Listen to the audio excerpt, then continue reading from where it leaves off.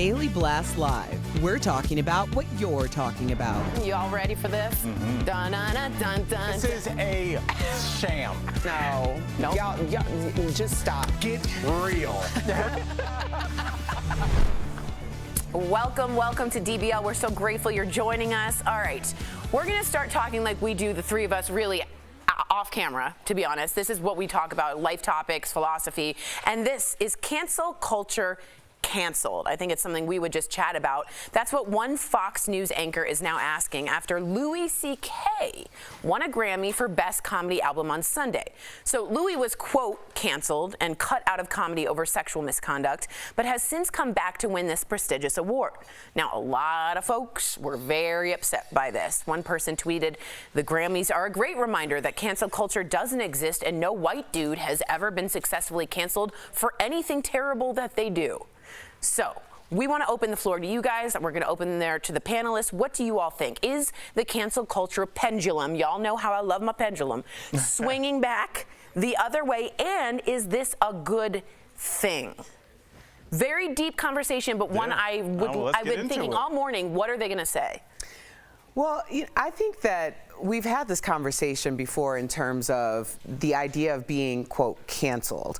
Like, people come out of the woodwork on all different places. Those people may not necessarily be your audience. They may not necessarily be the people who have been supporting you or even the sponsors or vendors that may be behind you. So the idea of cancellation, especially in the genesis of it, had to do with these egregious predatory acts that were systematically in place and also were supported by these legions of people that were uncovered, right? So there was kind of like, there was more of a template for it to get to where there was. But the truth is, the idea of being canceled only comes down to who's willing to support you with their dollars. That's what I've always said. I feel like Comes down to money. It comes down to your fans. When somebody gets successfully canceled, it means you didn't have that many fans. You know who they can't cancel, Erica? Tucker Carlson. Tucker Carlson said some stuff on television, not like, caught on a hot mic. He said it, and they've lost sponsorships. He's gone on, they give him a 2-week vacation, but he's always back. You know why? Because his fans ride with him, no matter what. R. Kelly, they didn't cancel his last concert until he was in jail. He was still selling tickets right up until the end. And it's hard because when we start talking about cancellation on this show, we can talk broadly about kind of people that you could give or take. Canceling somebody that you really care about, it's a personal inner, like when Kanye was saying that the stuff about slavery is a choice, and I was like, in my head, I was like, hurts. It hurt me so much. I was like, I have to remove this man from my life. Started taking him off playlists, but it's like, as I looked, he's interwoven in my entire 30s. Right.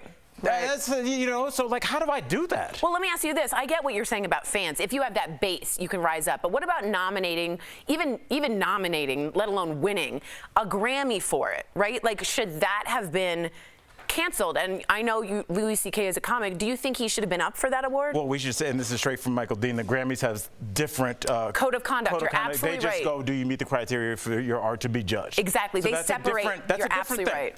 So, you're absolutely right. When it comes to Louis, my question is, we always talk about having an on-ramp, and I want to throw this at you, Erica. What's Louis' on-ramp? Because he hasn't re-perpetrated any crimes that we know of. But it seems like the hatred for him is still, or the public, people are still just as mad as they were on that day. What do you think is different about Louis, as opposed to other people that have, like, Kevin Hart had a special called "I Really Messed That Up" after he got caught. Right. So, like, why Louis? I don't know, Al. It's weird. To be really honest, it's also interesting with some of these people, like a Louis C.K., because I think he was such a polarizing figure even before everyone found out that he was a sleazeball. So it's almost like if you're leaning into one side of that spectrum because people thought that about you anyway. And keep in mind, people thought that about him and supported his work. Yeah. You know, so is there much of a difference for a lot of people who might still be supporting him? Yeah, and also what you said is Kevin Hart came out with, what was the name of it? I really messed. It's basically, I think there was some profanity in there, Okay. but that's the gist of it. But that's the difference is he came out and said, I messed this up. But he was caught when a friend leaked the tape. He didn't come out and say, I can't bear this on my conscience. He got caught. Yeah. And so, you know, I've never met Kevin. He seems like a super great guy. I don't want to see anybody get canceled. He had those tweets that cost him the Oscars. I don't want to see him get canceled for that. He had an on-ramp back. So I'm like, where's Louis' on-ramp? And Well, why it doesn't seems he like, have one? to me, Kevin apologized and showed contrition, and that's not what, to me, what Louis C.K. did very well. Interesting. And I think maybe that's a key to at least part of the puzzle of opening back your road to redemption. Did that analogy work? Yeah. Road. Okay. All right. If cancel culture really is canceled, this should be a good thing for Will Smith, although there is talk that his talent agency is now considering dropping him because of the fallout from his Oscar slap.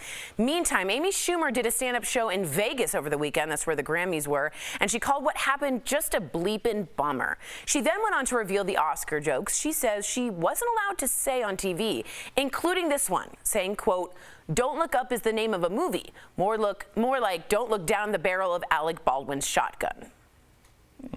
I gotta be honest, I'm kind of glad that didn't make it. Yeah. I don't think that's a funny joke. I don't think it's clever, and I think a family's grieving. I know I sound annoying, but to be honest, I'm very glad that didn't make the show.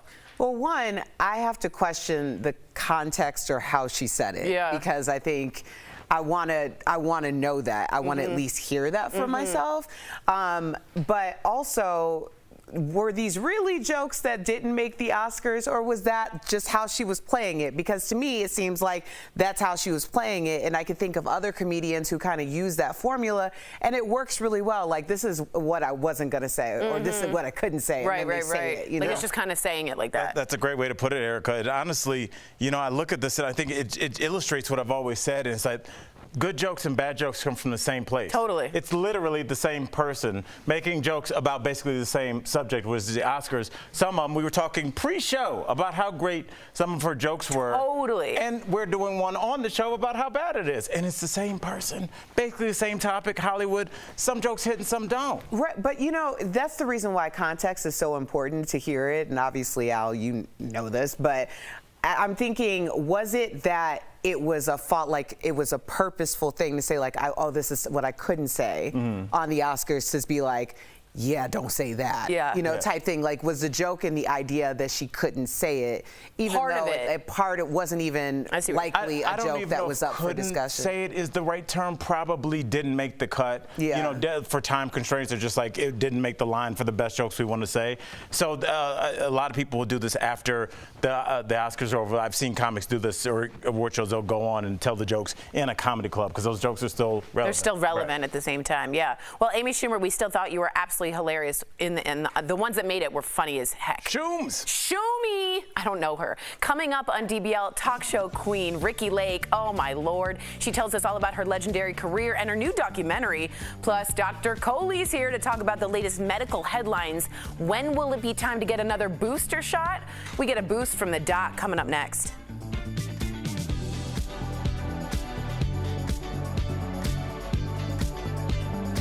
Closed captioning provided by This April, connect with Al, Tori, Erica, Jeff, and Sam.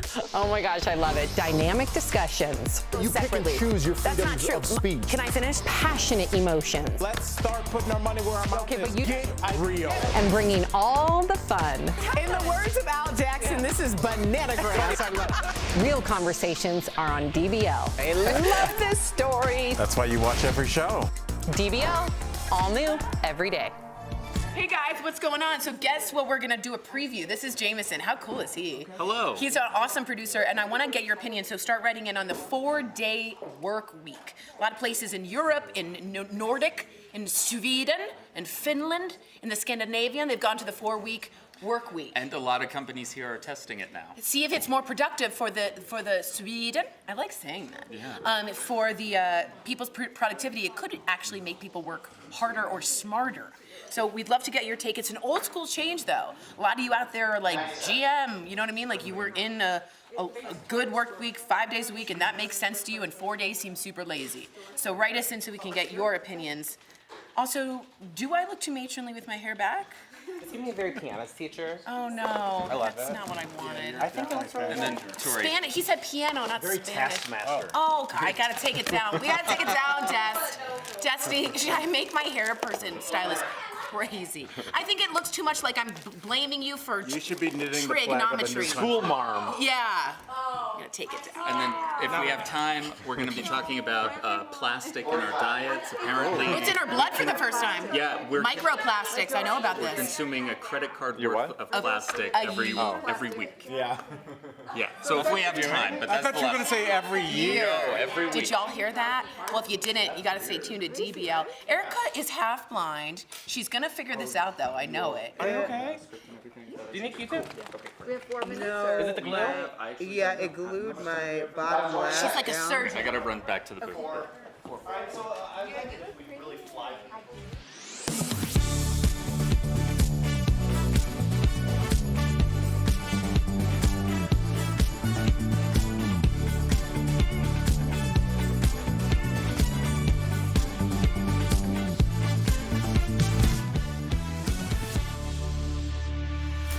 Welcome back, here to offer her diagnosis on the headlines. Because she's a doctor. I like it. All right, everyone's talking about We Page. Hello, pager, Dr. Pyle Coley. Hello, Doc. Good to see you. Hi, Tori. Someone wrote me about that, by the way. They're like, please stop using that trucker thing. Did they really? Yeah. Doc, let's get right down to it. Pharmacies across the nation, they've started administering the 4th doses of the COVID vaccine. How long do these booster shots last? One of the reasons that the experts are so divided on this 4th dose is because we don't think they last very long. We think it'll last about as long as the 3rd dose, which was about 10 weeks. So how many times are we going to keep doing this? Every few weeks, are we going to get more of the same? And I'm really frustrated because I had hoped that the companies would have come out with an Omicron-specific booster by now, and it seems like more of the same. So if you're particularly high risk, I would say go ahead and get that 4th dose, but for most people, I'm not sure it's the right thing to do right now. You've disappointed the doctor. That's not good. They know what they did. Yeah, they did. That's Well, another headline that we've been talking about is Bruce Willis because he is retiring because of his battle with aphasia. So what is aphasia and how common is it? Aphasia is a really, really hard illness, guys. It's not that common, only about 2 million patients in the United States, but it's an inability to produce language or to understand language. And if you think about language, it's so fundamental to who we are, our personalities, and how we interact with each other. So there's a few different types. There's an expressive aphasia where you can't express what you want to express. You're just kind of struggling to find the words. She has that? She has that one. It's so frustrating. Oh, goodness. Yeah. And then there's a receptive aphasia where you can't understand and you're talking and talking, but it's called a word salad because it's a bunch of words that don't make sense together. And then there's some combinations of the two. There's trouble reading, trouble writing. And they say that if you have aphasia, you can actually have impacts on your cognitive ability because you can't think, you can't organize your tasks. You guys work on television. How frustrating must it be as a TV person to not be able to say the words you want to say? Yeah, I can't imagine, especially when that's kind of how the people know you. Yeah, my mom's a talker. She can't get out like my name. Right. Oh, sometimes, really? And you're like, oh God, this I didn't know it was that bad. I'm Yeah, sorry no, about it's that. okay, but it's just like very strange when you can't get out. And she's known to be a How talker. often is it? All the time, Every time you especially talk at to her? night. It's usually when they get tired. My mom, at least, she gets tired. Well, and what's interesting about aphasia is you can still sometimes curse, you can sing, because that part of our language is connected to emotion, so it comes from a different part of our brain. But just regular communication sometimes is very challenging, and there's not a lot of great treatments. Right. There's, obviously speech training that you can do, and families learn how to communicate, but so difficult to hear about this diagnosis. Yeah. Well, Doc, Isn't it so I was going to say. No, please. it's so crazy the power of music. One of our kiddos has a severe speech impediment, but when I ask him just to slow down and sing it to me, it's completely perfect. Yeah. Different part of the brain. That's interesting. Crazy. That's fascinating. Well, let's talk about something that I think a lot of people are going to be happy about. 4-day work week. All right? Yes, we can clap for that. Now, a bunch of companies are trying a 4-day work week. So just want to know, what are your thoughts? Do you think a shorter week is better, just 4 days on, almost like a paramedic? Well, I'm wondering where the science was when I was in training. Because I worked 80 to 120 hours a week, and I had hoped for something like this. So I think the spectrum has really shifted to try to strike that balance, because we've realized stress, burnout, anxiety, depression, substance use is all a function of our lifestyle. Good news so far, guys, the data seems very promising that the 4-day work week not only boosts levels of happiness, reduces stress and burnout, but also maintains productivity. Right. Which is that really important piece, because, you know, it's a U-shaped relationship. So you don't want to be on this side where you're not working at all, because it actually dismotivates you to do things. But if you're doing too much, you don't have any time for yourself, that can certainly have effects as well. That's what I want to do to my employees. Break them. Yeah, break them down. So break are them we down. going 4 days a week? He's going 8. He's going 8. All right. So new research, this is freaking me out. Is showing that we consume a lot of plastics. We found them in our bloods, right? Well, it's about a credit card's worth of plastic we're taking in each week. How is this affecting our health? Is there any way we can avoid ingesting this plastic? This is scary, right? Yeah. Because it's part of our food chain. If we drink from plastic bottles, which I do all day long, you actually end up getting up like 90,000 plastic particles a year if you drink 2 liters of those water bottles. Not much we can do about it, unfortunately, because it's everywhere. It affects the people that have chronic gastrointestinal disease the most. But what it does when we eat those little pieces of plastic is it creates an inflammatory response in our gut that changes the bacteria that can cause conditions like cancer. So just to be more mindful to not use as much plastic containing products when we're warming up our lunch or drinking water. Yeah, glass or something else. Okay, wow. Thank you for that. So good to know. And if you have a question you'd like to ask Dr. Coley, just write to us. What about a 3-day work week? Okay. I thought you were breaking your employees down. Or info@dailyblastlive.com. Thanks again, Doc. We'll be right back. At Verify, we answer your questions about what's true or false. One of our viewers asked us, are members of Congress allowed to hire their family members? To answer that question, we went to these sources: the United States Code of Laws, the U.S. House Ethics Manual, the Federal Election Commission, and a memo from the Department of Justice. Since 1967, the U.S. Code has banned nepotism in the federal government. It says a public official may not employ in the agency which he is serving any individual who is a relative. And it applies to executive agencies, federal courts, and legislative offices. That's Congress. Members have to submit monthly reports showing no relatives are on their staff, according to the House Ethics Manual. So, we can verify, no, members of Congress are not allowed to hire their family members to federal positions. However, they can hire them to their campaigns, and that's not exactly rare. Members of both parties occasionally have spouses or other relatives as campaign staffers. Campaigns are paid for by donations, not taxpayer money, so they're governed by different laws. Okay, now you might be thinking, well, what about the White House? Didn't President Trump hire his daughter Ivanka and his son-in-law Jared Kushner? Well, he did, and even though he didn't pay them for their roles, that's actually not why it was allowed. The Trump White House asked the Department of Justice to weigh in on the issue, and the DOJ determined that the office of the president specifically is exempt from that anti-nepotism law. The DOJ lawyer argued a different law from 1978 carved out that exception. That law states the president is authorized to appoint employees in the White House office without regard to any other law regulating employment in government service. And in fact, Trump isn't the first president to exercise that authority. President Bill Clinton appointed his wife Hillary to chair a healthcare task force in 1993. With your Verify, I'm Casey Decker.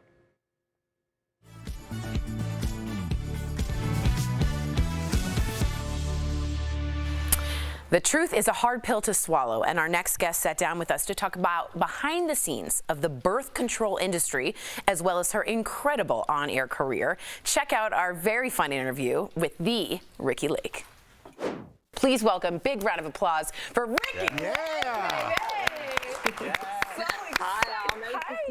Our audience members are commenting how gorgeous and fabulous you look. But we said that during the break. We Full did. disclosure. You We look did. amazing. Thank you. Oh my God, I'm tired, and my hair is in a hat right now because I wore it. You know, it's all flat. But yeah, thank you. I'm 53, and I feel good about what I got going on. I love it. I love it. And speaking of your hair, Ricki, you've been very open about your own hair loss journey, and we just wanted to get your quick take on the whole Jada Pinkett Smith. What did you think about the joke? I mean, to me, any joke about women's hair loss is not funny, you know, and anyone who hasn't been, when you don't struggle with that, you don't really know the pain. And I really do know Jada's pain, but what went on was so uncalled for. It was criminal. And nothing anyone says out of their mouth deserves physical altercation ever. Just one bad decision. It's terrible. Well, speaking of your show, Ricky, big fan. I can't believe I'm talking to Ricky Lake.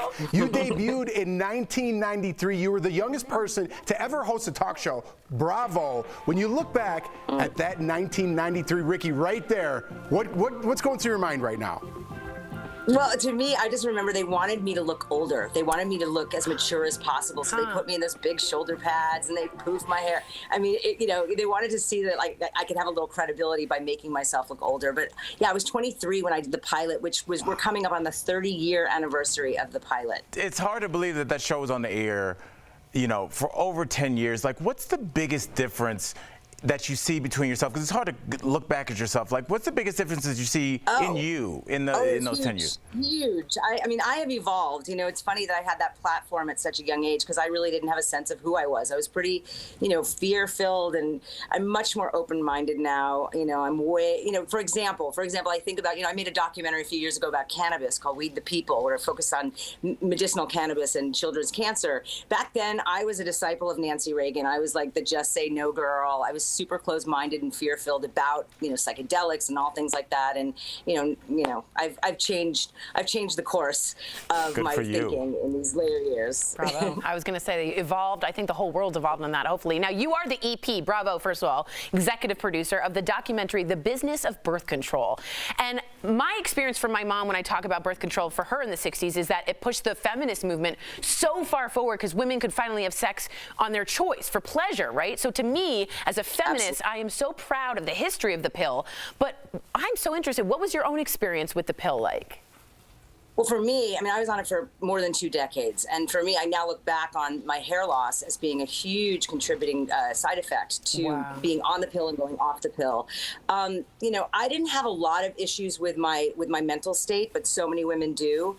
And, the bottom line is we are all still taking our grandmother's pill from 60 years ago. So I think, this movie that I'm so proud of that we've taken 7 years to make, it really looks at the history of the pill, where it was studied when it was first developed. And we're so grateful to have this option, but we really think we need more options.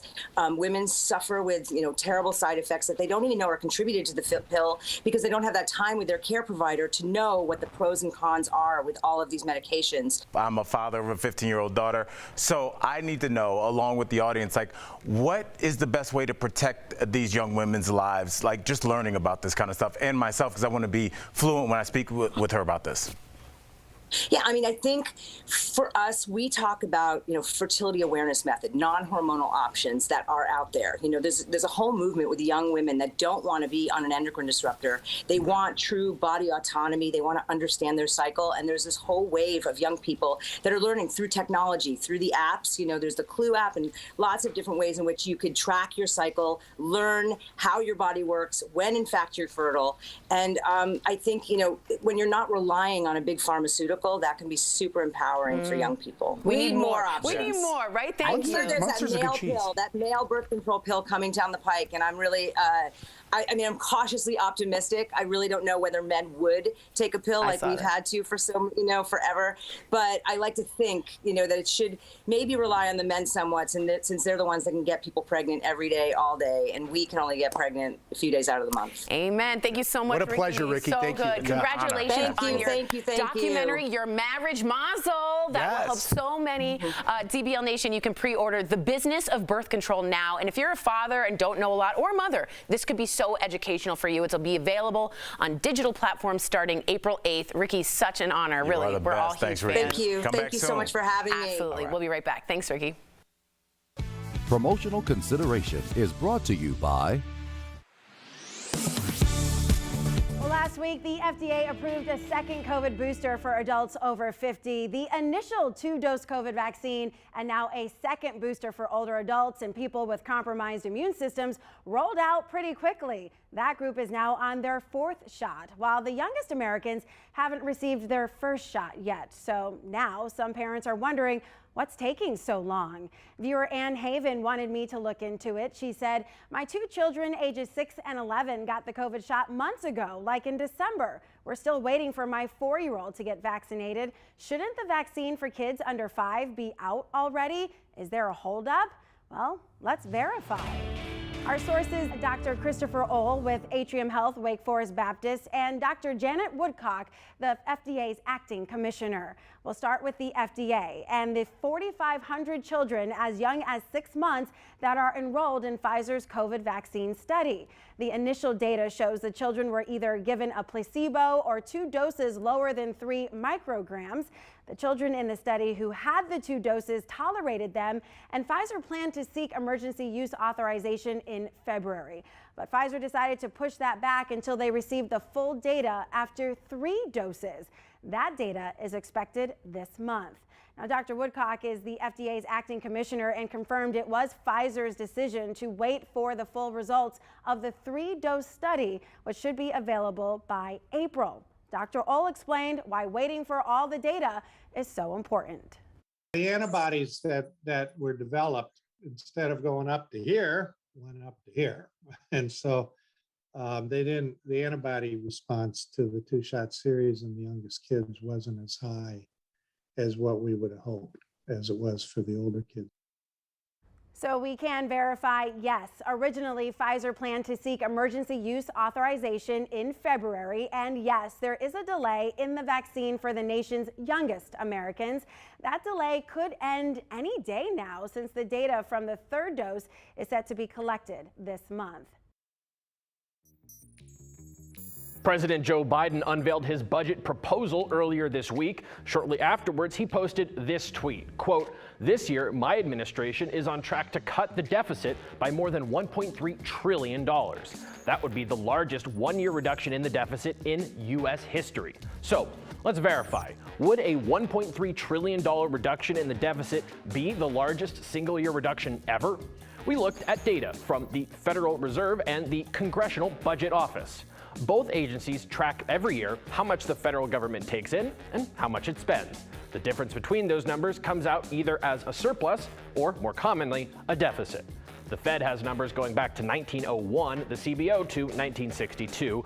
Both sets of data show that the largest one-year reduction in the deficit ever was in 2013. That year, the deficit shrank by $396 billion. That's a lot, but still nowhere near the $1.3 trillion decrease Biden projected. So we can verify, yes, if the deficit shrinks by $1.3 trillion this year, that will be the largest single-year reduction in history. With your Fast Fact, I'm Casey Decker.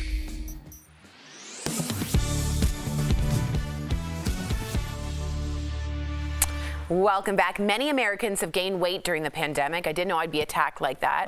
But as the world opens up, more of us are starting to participate in social activities. That's today's Focus on Fitness, presented by QB. Data shows that 16 states now have obesity rates of 35% or higher. That's an increase of 4 states: Delaware, Iowa, Ohio, Cleveland, and Texas in just 1 year. However, the good news is physical activity can help you lose weight. QB's a great way to get some quick exercise regardless of physical ability or age. Try their under-desk elliptical at home. Call 1-800-556-2089 or visit QB.com to learn more. We're so grateful you joined us today. Join us later tomorrow. Bye.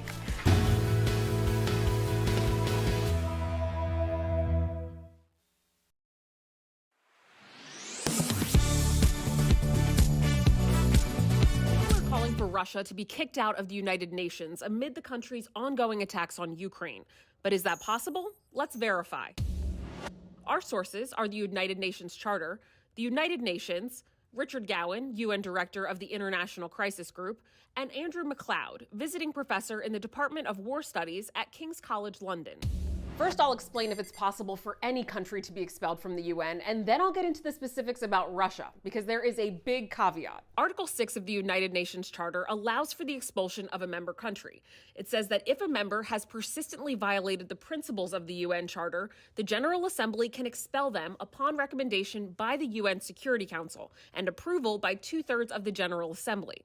So we can verify, yes, a country can be expelled from the United Nations. But according to these sources, it's never happened. And it's unlikely Russia will be the first because of Russia's seat on the UN Security Council. Here's why. The Security Council is a select group of countries who deal with issues of peace and security. 15 UN member countries sit on the council, and 5 of them have permanent seats, including the US and Russia. Here's the kicker. Those 5 also have veto power, meaning they can block any Security Council resolution. And it's highly unlikely that Russia would recommend its own expulsion, according to Richard Gowan, UN Director for the International Crisis Group. We also spoke to War Studies professor Andrew McLeod, and he says, quote, there is no mechanism to remove a permanent member of the Security Council written into the UN Charter, unquote. So there you have it. It's true. Countries can be expelled from the UN. But it's highly unlikely to happen to Russia since it requires a recommendation from the Security Council where Russia has veto power. With Talking about today on Daily Blast Live. Louis C.K.'s Grammy win causes a lot of controversy and questions. Is cancel culture canceled? Plus, the joke Amy Schumer says got banned from the Oscars. Tell me, did you sail across the sun? The lead singer of Train, Pat Monahan, and Bravo reality star Craig Conover will both be here live. And the wild face filters that make you look like your favorite celebs. Even Courtney Cox tried out the Friends one herself. Joey, how you doing? Oh my gosh. Are you insane? This is a sham. No. Just stop. Finally here, drum roll. Welcome to DBL. All right, so I got a question for you. Is cancel culture canceled? I feel like canceling Tori with that wave at the It was bad. Hi, I'm a sailor. It was real wide. A sailor. I'll You know, see in what boats, when you say goodbye to people, you often do like a really exaggerated wave. Okay. All right. Speaking of cancel. Let's go back. We're going back to cancel culture. Well, one Fox News anchor is asking after Louis C.K. won a Grammy for Best Comedy Album on Sunday. Now, Louis was canceled, quote unquote, and cut out of comedy over sexual misconduct, but has since come back to win this prestigious award. A lot of folks were very upset by this. One person tweeted, quote, the Grammys are a great reminder that cancel culture doesn't exist, and no white dude has ever been successfully canceled for anything terrible that they do. So we got to hear from you. Is cancel culture, or rather the cancel culture pendulum, swinging back the other way? And is this a good thing in your opinion? What do you think, Tori? I think there's always been cancel culture. And I think the word cancel has been branded really well, and it's really glossy and polishy and scary and mean. And all it means to me is when you hold someone accountable for going against a marginalized group of people. Now, have we gone too far? 100%. Hashtag Aziz Ansari, right? We have gone too far in several instances. But even like in 1950s with Joseph McCarthy, right? He's canceling people left and right because he thinks you might be a communist, right? And he's like, you're blacklisted in all of Hollywood. So don't pretend this is new. This is just a new word for me. Cancel. For me, it's not, right? There's illegal, right? If you do something illegal, whether it's sexual or assault, like we just saw, and there's labels that you put on people that you want people to be canceled. You put on me, let's just use me as an example, right? Even though I'm not canceled. Although I did get removed from a network that I used to be on because of the culture, right? Because of something I said 15 or 12 years ago. I haven't revealed that on air. People always ask, how come you're not still doing stuff for them? Because of the culture, right? So you get labeled something and you put a label on somebody to silence their voice. When you do something illegal, you deserve to go to jail. I agree. When you say something that you have a mistake for, when you don't need to disappear.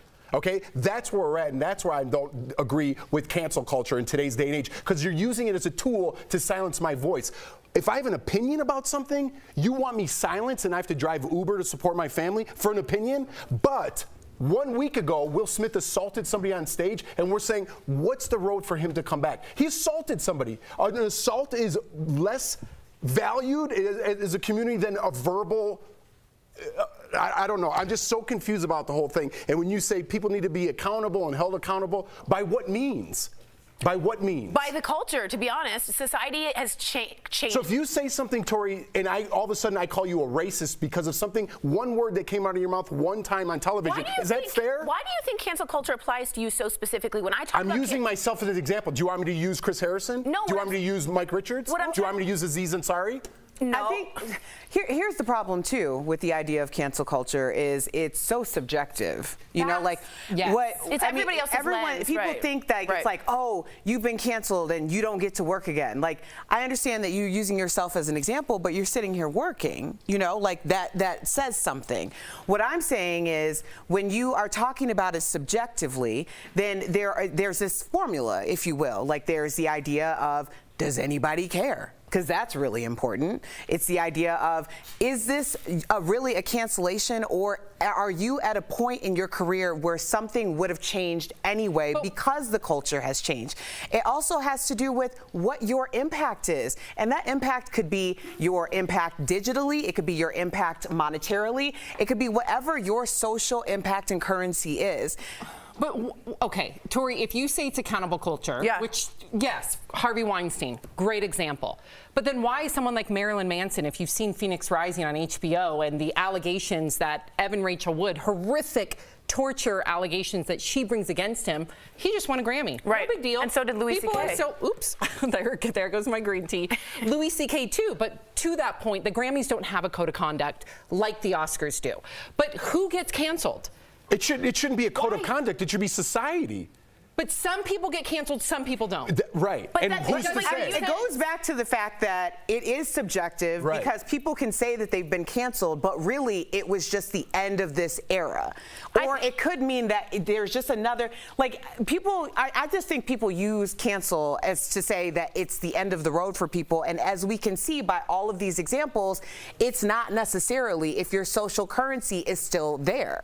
I just think the word cancel has become an umbrella that has been used very well and branded very well to mean different things to every single one of us. And because of that, we literally are talking maybe about 2 or 5 or 6, 7 different things. Right. Cancellation could mean prosecution. Cancellation could mean I don't really want to see his movies anymore. But unless you're truly canceled, in which I think some people are, rightfully so. I don't think anyone has been, even Aziz Ansari, immediately there was impact saying, yo, we really should take this back. And I think the pendulum's coming back a little bit because it got so ridiculous. Overdone. And I think cancellation has to do with your value to networks. Let's just keep it in Hollywood because that's what we're in. If you're valuable to a network or an agency, just like Will Smith, they're contemplating whether to keep him or not. His talent agency. Yep. Someone else is going to pick him up, right? It's just like someone picked up, what's the country singer? He just won a Morgan Wallen. He just won a Grammy as well. So he got dropped by his agency. He's obviously with someone else. It's how much you could bring in. Joe Rogan, you can't cancel. Someone of that stature, you can't. Right. But then people, because they can't get their voice heard, and I understand they want to, they can't take down those big figures. They go for regular run of people. Hence the Mike Richards. Hence the other guy from The Bachelor. Whatever. It's just I can't wrap my head around it because it's so insane. And that producers, executive producers, not on this show, I'm saying other networks,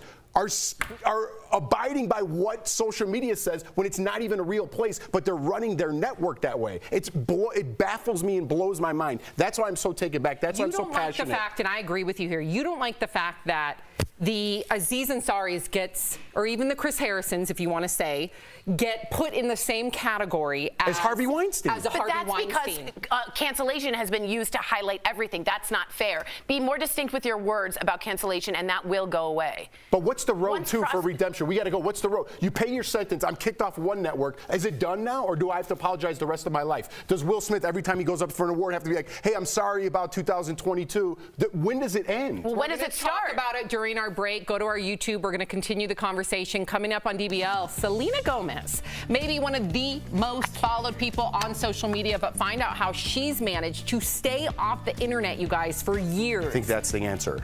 Perhaps. I mean, we'll get into it. And the lead singer, you guys, I cannot wait for this, for Train, Pat Monahan, will be here live to talk all about the band's new music. Plus, we got Dr. Coley here to discuss the latest medical headlines. Stay with us. Closed captioning provided by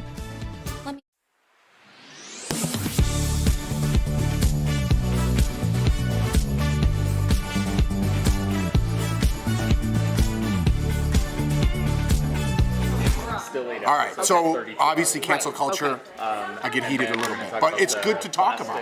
Right, I think, I was talking about the formula because when Jeff said it's the value to the network, it's a currency, right? For sure. But we all have it. Each one of us has our own separate degree of currency. It also comes down to what is valued at that point in pop culture. My currency has changed in pop culture through my 20-year career. This is the most currency I've ever had to actually be in a position where my voice can be heard, because I wouldn't even have gotten an opportunity, even based on my years of school and my entire career, until just recently, because there's an opening in the market. So when you're talking about market value, you don't want to think about it when it pertains to people, but when we're having this conversation, it absolutely does. To me, it's a wave. Like, there was a time where the wave was really low for me, and then there's a time when the wave is high. And I think for some of these people who have been canceled, so to speak, their wave had just run out, and therefore there isn't the same amount of work for them out there that there was before. So if they're not being seen, it isn't necessarily because they were canceled. It's because the situation that they were in that moment had run its course, and now you're waiting to ride that wave back up. But I think that's just the entertainment industry. No, Erica makes good points. She makes good points. For me, it's a little more personal and my personal experience with everything. Right, and I respect what Erica's saying, because she's absolutely right too. There is so many different ways to break down cancel culture, which I think is why you could always talk about it, because Dr. Coley might see it one way, you might see it one way, my personal experience might see it. So everyone has a different opinion of what they want. And then there's just jerks on there that pile on, and then the network listens to them. That's a whole different thing. And that drives me crazy. So always, if we have nothing to talk about, bring up cancel culture and I could get going. Because it can go into so many things, like Q ratings, like what the audience thinks of you, are they receptive, things like that. So it has a lot, there's a lot going on behind it.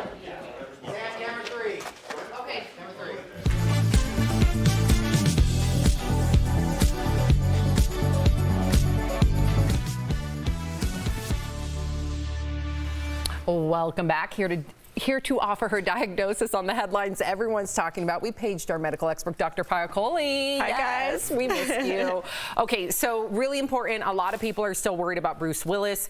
So we got to ask you, and just to refresh the memory of all of our viewers, Bruce Willis recently retired from acting because of his battle with aphasia. Talk about aphasia and how common is it? So aphasia is a disorder in the inability to produce language or to understand it. And if you think about what we do when we make language, we speak. So there's an expressive aphasia where we can't get the words out, or we mix up words. That's called paraphasia.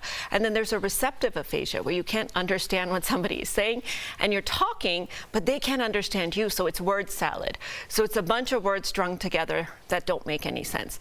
Not that common, about 2 million people. The most common cause of aphasia, however, is stroke.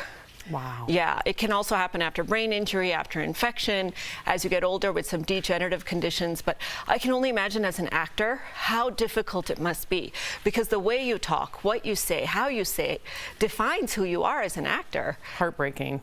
Absolutely. Let's switch gears here, because a lot of companies now, Doc, are trying out this 4-day, 32-hour work week. I wanted to know, is a better or shorter work week better for your overall health? What do you think? Yeah. I think so too, and I kind of wish the science had come out when I was in training, because we used to have an 80-hour work week cap, but it was actually in between the lines, a 120-hour work week. Yes.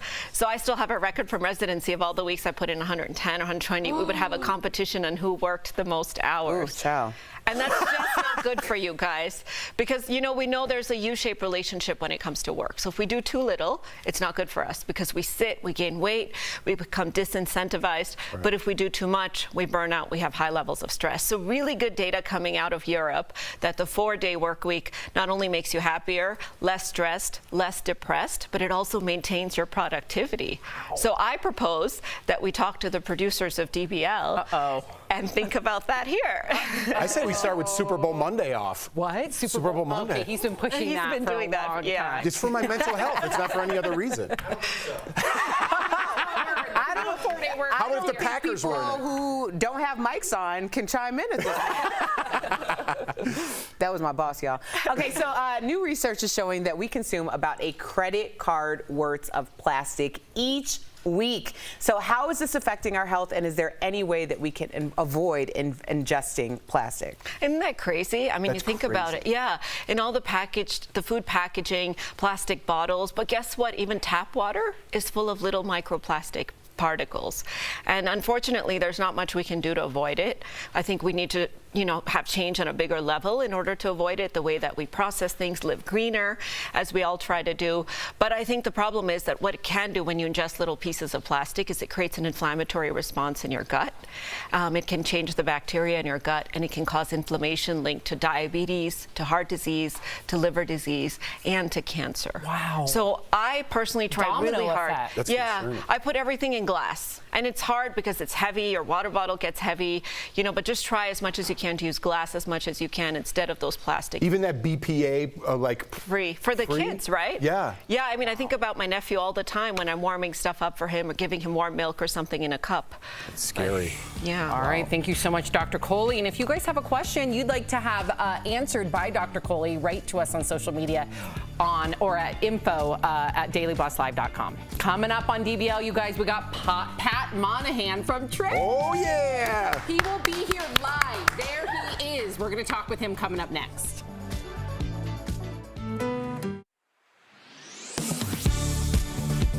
At Verify, we answer your questions about what's true or false. One of our viewers asked us, are members of Congress allowed to hire their family members?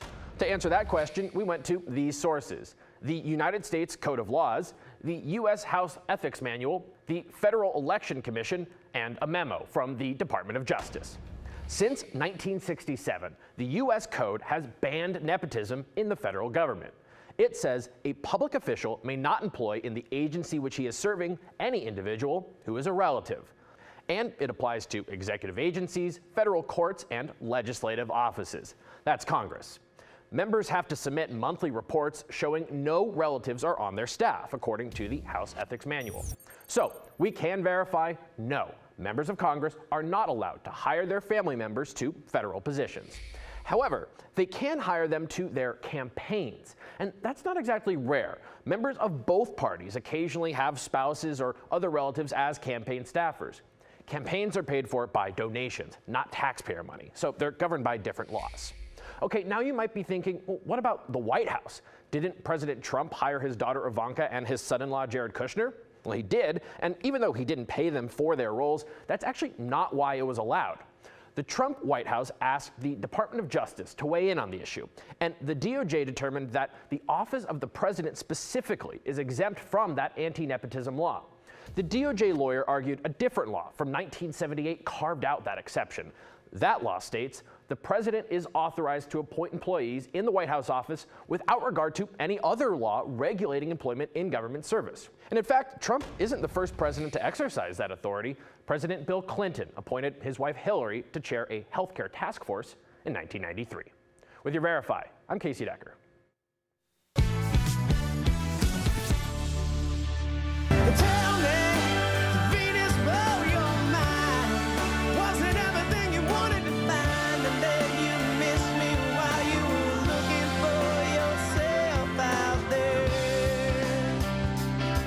Oh my gosh, welcome back. That was Train's hit song, Drops of Jupiter, one of the biggest, most recognizable singles of our time. They've been belting out the hits since 1994, and here to talk about that journey, please welcome their lead singer, Pat Monahan. Yeah! Hi, guys. Yes. Okay, so have you ever wondered, because you guys kicked off your career like with a big bang, right? So have you ever wondered how different your career would be if your breakout hit was just some fluke and not a meaningful hit like Drops of Jupiter? Or Meet Virginia. Sorry. Well, the first song we had, was Meet Virginia. And I remember I was painting houses in the Bay Area, and the song came on the radio, and I just turned around and went home because I was like, I'm on the radio. And I didn't realize that I was like 2 years away from being able to pay my bills, so I had to go back and paint the lady's house the next day. The worst is that walk back. But with Drops of Jupiter, though, that was that took us around the world. I don't know what it would be like without that song. I think I would give it back. I lost my mother that year, so that's why the song was written. So I'd give the song back if I could still call my mom. But it was a great gift that she gave me. Oh, I'm so sorry to hear that. Wow. But a lot of us can relate. Absolutely. Also, I just want to say, I always thought I was Virginia and we were going to meet, so just want to say, hey, we're not, but it's okay. You are. Thanks. Oh, man, that was big for me to say to you. Awesome. You've won 2 Grammys during your career. What did you do after you won your first Grammy for Drops of Jupiter? What did you go buy towels? Oprah bought towels when she finally got money. I mean, that wasn't money to me. That was that maybe I fit in somehow because, I've been looking for a place to fit in my whole life, and still even now, like with AM Gold, the new album, like where do I fit? Like how does somebody who's been doing this for 25 years be on the radio? But that just made me feel like maybe I belonged here. That's all. I never felt that, so thank you. All right, let's get to AM Gold. We're going to get rid of Tori right now. AM Gold is your first original album in 5 years. What was it like writing and recording new music during the pandemic? Did that actually help you guys? Well, it started out terrible because, we had to write over Zoom and whatever else we could figure out how to do. And so for the first 6 months, I was like, I'm not doing it. And then when I finally got the hang of it, I realized that maybe this could be the best way possible. And we started to write a better record because of it. We related better. We talked more. We talked and then hung up and did the work and then reconnected. And I think we made a much better record because of it, actually. Spent many nights with you in a bar, my friend. Yeah, right? I would love that. Let's start now. Yeah. Well, Pat, now we're listening to your new single, also titled AM Gold. So what were your influences? Because we're hearing a little disco and a little rock. Yeah. So the whole album is like a throwback, and my manager was like, this sounds like one of those old AM Gold compilations. And so if you listen to the entire album, it's got old R&B sounds with Philly strings and horns and, heartbreak songs. And AM Gold was the song that was missing as far as like, where's the disco? Where's the Bee Gees? And so this is like a self-love song that every generation should have for themselves. And it's like, you don't need the people that don't need you. We're all out here on the dance floor. We're in the bar. Let's just come and hang out with us. Yeah, well, I love it. And I also love that microphone. I'm going to get the tea on that after. Man, that's so sexy. It's sexy. It's not even on. It just makes me look really like I know what I'm doing. It's on. I know it might sound with a little kiss of reverb when I hear it. Pat, it's interesting because on the weekend I partake in some fun, and you're on my playlist all the time. And there's always one thing I wanted to ask you since we have you. In your song Drops of Jupiter, you say a line that says, "Heaven is overrated." Why did you choose that line? Well, like I said, my mother had passed, and she came to me in a dream and was like, I can do all these things now, including swim through the planets and come back with drops of Jupiter in my hair. But I'd rather be there with you. Like, heaven is overrated. Oh like, my God. This, you should really pay attention to your life because this is important. I got to tell you, you got me choked up with that, and I always pause when I'm singing your song out loud on my patio, and you just gave me a totally different meaning for that, Pat. So, bless you, I got to tell friend. you though, when the song came out, people thought that I was saying Van Halen is overrated. So I was getting hate mail like crazy. You're like, I'm not talking about Van Halen. And he wraps it up with a joke. Yeah. I love him. Pat, you have us all teary-eyed over here. Thank you so much for chatting with us, and to our viewers. Thank you guys. You can pre-order your copy of AM Gold out May 20th. And don't forget to buy your ticket, by the way, for Train's AM Gold Tour, which is kicking off this summer at SaveMeSanFrancisco.com. He'll be at Red Rocks. Thank you so much, Pat. We'll be right back. Thank you. We're going to keep Tori away from that concert.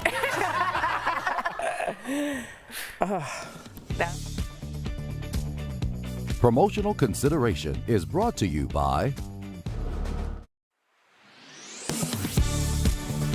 Last week, the FDA approved a second COVID booster for adults over 50. The initial 2-dose COVID vaccine and now a second booster for older adults and people with compromised immune systems rolled out pretty quickly. That group is now on their 4th shot, while the youngest Americans haven't received their first shot yet. So now some parents are wondering, what's taking so long?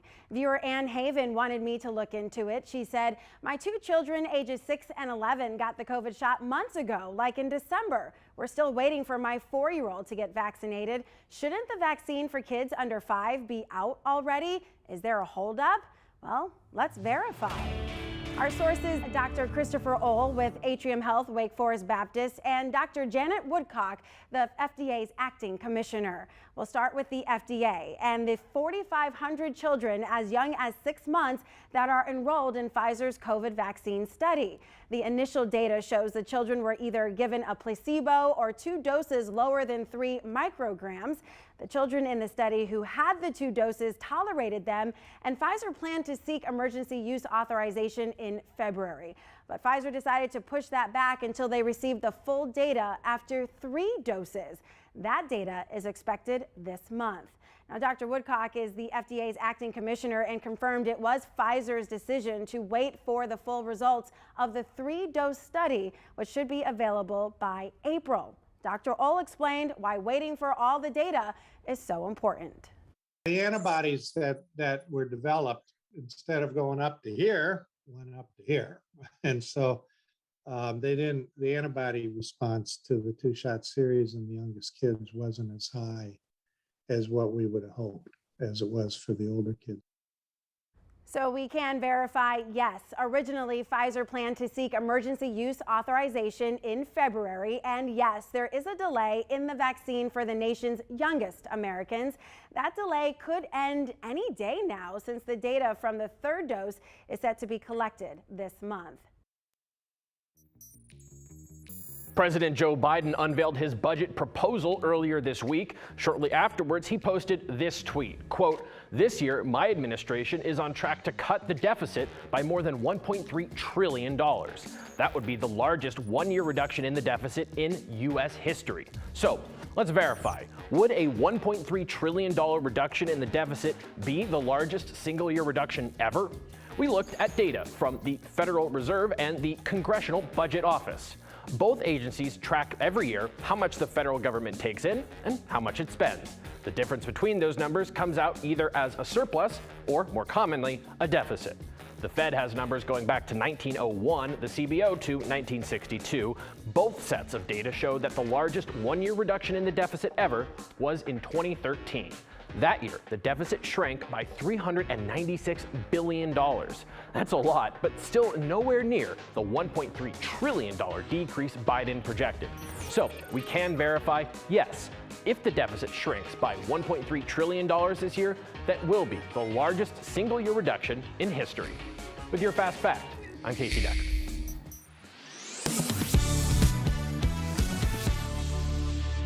Welcome back to DBL. We love sharing your comments. Okay, so Carolyn says, I would love to see Train on tour. Make sure you go to that website because you can buy your tickets now. Barb says, great interview with Pat. And Janice says, oh my gosh, Pat saying that song was a gift his mother gave him. I had tears too. I love that song even more now. I love that you came up with that question off the cuff. Yeah, there wasn't in the script, but I truly, like when I sing that song, I always stop and I'm like, why did he say heaven is overrated? Like, because I'm a faith-based guy and I don't want to sing that out loud. And to talk to him and get a reason, it changed my whole view of that exact line, but him himself. What a great guy. I know, unbelievable. What a great guy. Pat, thank you. If you guys are leaving us, you can watch the second half of the show online. Watch on YouTube, dailyblastlive.com, or our DBL mobile app. But if you get the second half of the show where you are, here is what's ahead. Courtney Cox tries out the crazy friends filter, making the rounds online. We'll show you more of this hilarious video. Plus, Courtney and Travis Kravis get spotted at a chapel in Vegas. Did they get married? Stay tuned.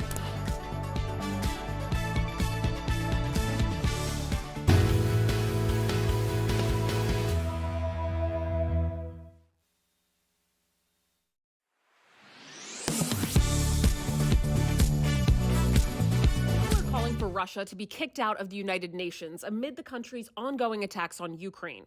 But is that possible? Let's verify. Our sources are the United Nations Charter, the United Nations, Richard Gowan, UN Director of the International Crisis Group, and Andrew MacLeod, visiting professor in the Department of War Studies at King's College London.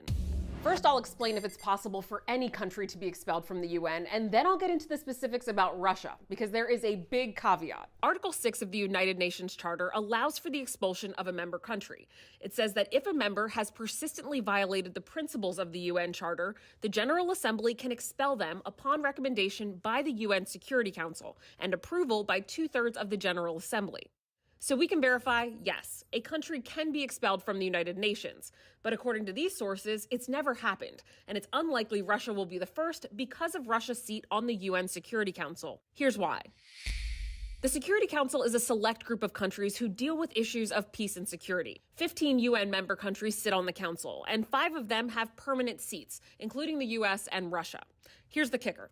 Those 5 also have veto power, meaning they can block any Security Council resolution. And it's highly unlikely that Russia would recommend its own expulsion, according to Richard Gowan, UN Director for the International Crisis Group. We also spoke to War Studies professor Andrew MacLeod, and he says, quote, there is no mechanism to remove a permanent member of the Security Council written into the UN Charter, unquote.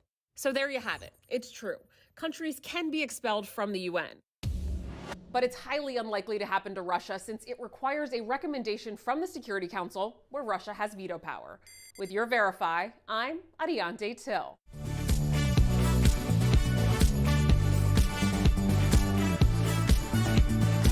This is Daily Blast Live. We're talking about what you're talking about. Oh my gosh. Are you insane? This is a sham. No. No. Y'all just stop. Finally here. Drum roll.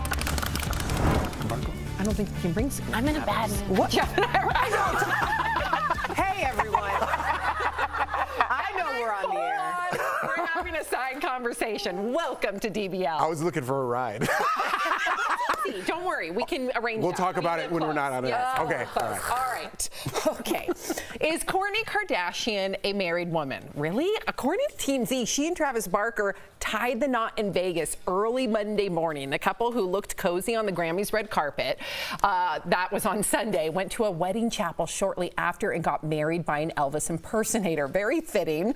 Last October, Travis proposed to Kourtney on the beach surrounded by roses and candles, but Team Z is also reporting that the couple did not get a marriage license and they only did it for fun. For the show. You know. This is for their Hulu show. They didn't get a marriage. Nothing happened. But do you think they're legally married now? No. Oh, you don't think that's real? There's no contract or certificate. Show me the certificate and I'll tell you if they're married. But because of this and what we're hearing, I think they did it for the show. It's funny. They were in Vegas for the Grammys. They went and did this. Hilarious. But I want to see a Kravis wedding. I want to see black wedding dresses. I want to see goth punk stuff like you, Sam.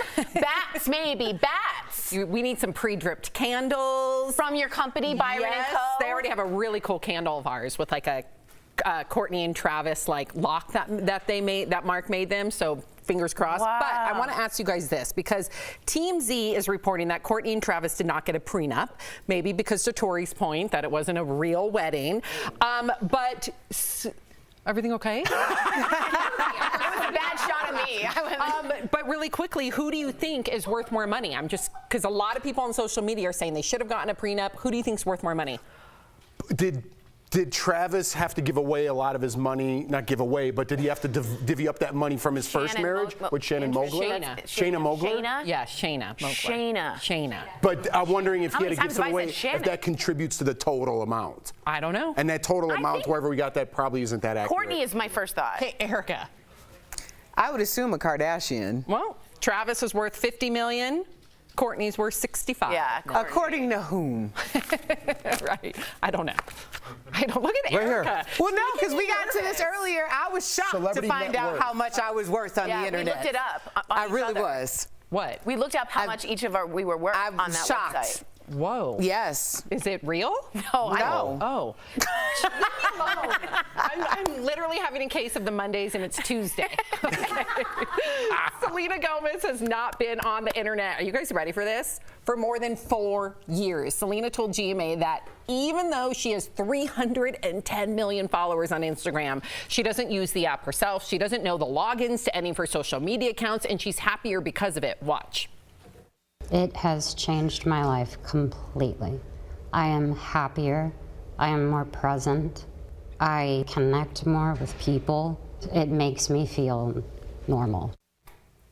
Wow. Tori, you were what was happening over there? You're talking about this. Well, what yeah, are you thinking? Because it's funny because she's on social media, but she doesn't put herself on it. So that takes a certain amount of resources that you have someone to help you put your stuff on. It's not like she is not on the social media spectrum at all.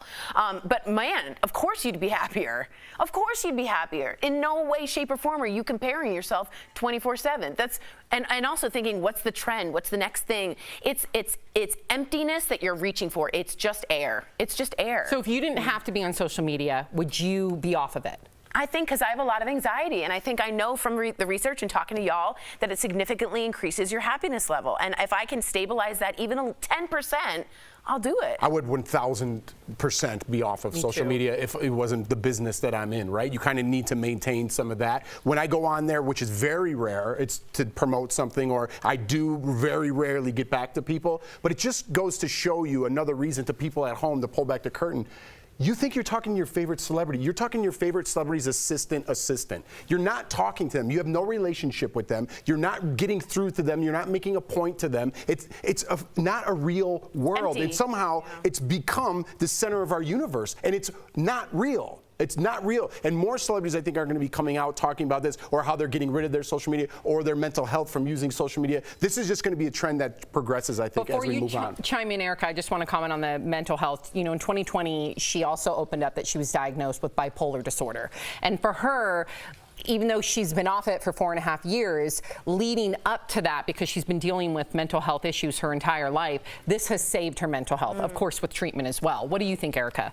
Well, I think I'm coming at it from a different angle because I am a content creator. It's a part of my brand, and I earn money. Well, so, that's good to know, though. Yeah, How do you manage your mental health with being a content creator? Honestly, and I suggest this, and this is a part of my Comeback with Erica Cobb podcast coming out in a few weeks. But we talk about this very thing because you're right. You do have to have a certain amount of resource in order to have someone who's actually going in and doing this stuff for you.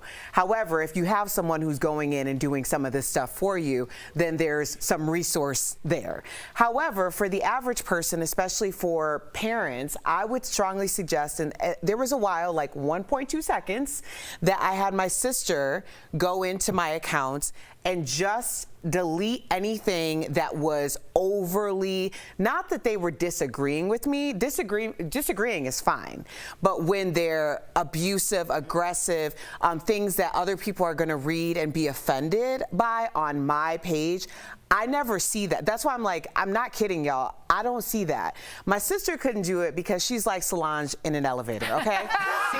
So I had to get a third party. That's all you have to say. Yes. Amazing. Yes. So, but yes, that's one way to do it. Find somebody who can extract those things so that you're just going on and really engaging with people who are really there for you. Curate your experience. And real quickly, there are things on Instagram that you could put in words that you don't want, and it won't show up on your feed. So there are little tricks that I'm learning because my wife is pushing me back into it. But there are things you could do at home. That's good to know. Yes. To help with the mental health. Absolutely. Yes. Absolutely. But make sure you go to our DBL Instagram. We have a Tory filter on there. Speaking of filters, some celebrities are trying out face filters on social media with some pretty strange results. First, Madonna recently shared this video on TikTok puckering up to the camera. That had fans wondering if she was using a face filter or not. Dude. There is an actual Madonna filter on the app, by the way, where you can transform into an 80s version of her, but as you can see, it's even more disturbing. And then there's Courtney Cox. She was less than thrilled with the Friends filter on TikTok. Check it out. Hi. Really? I don't even look anything like Summer. Joey, how you doing? Ooh, looks good with an earring. Or two. Oh, hello. Who was that? Is that Monica? Not sure. Rachel? I have no idea. This is one of the worst apps I've ever seen. Wow. Chandler has rosacea. Oh my gosh. Okay, so what do you think of these filters? And did I hear you tried it out? We tried it out earlier. Let's check it out. I haven't seen it yet. who do you think? Who's that? Ross. Well, it's Chandler then Ross. Joey. You kind of look like Joey. I don't know. Is that Rachel? I don't know who that Jennifer is. Aniston. Is that Phoebe? Phoebe. Yeah. Who's that? No, that's Rachel. The Okay. first one. No, is that Courtney? Who's that? That's Chandler. Chandler. Why does everyone get scared of the Chandler filter? Because it looks the closest. Maybe. Know who they are, but it's weird. It's not great. Did you try out the Madonna one? I tried. You guys know I played Madonna, of course, in the biopic, Japanese 4-hour-long Legend of Madonna. TV Asahi. Didn't you And just so was the dance in it? explanation, 4 hours long. Let me tell you, it was a 2-day event. Anyway, there it is. This is a clip from it. This is borderline. People on the bottom. Oh, so people, it was like TRL. They were watching the biopic. No, it was a Look big at this. deal. Oh my gosh, look at you kissing. Ew, Tori. Why'd you say ew? Because I don't want to see you make out with people. It was weird. The whole thing is weird. But this is the updated Madonna filter. 3, 2, 1, roll it. Of the sky, I close my eyes. Heaven help me when you call my name. It's like a little prayer.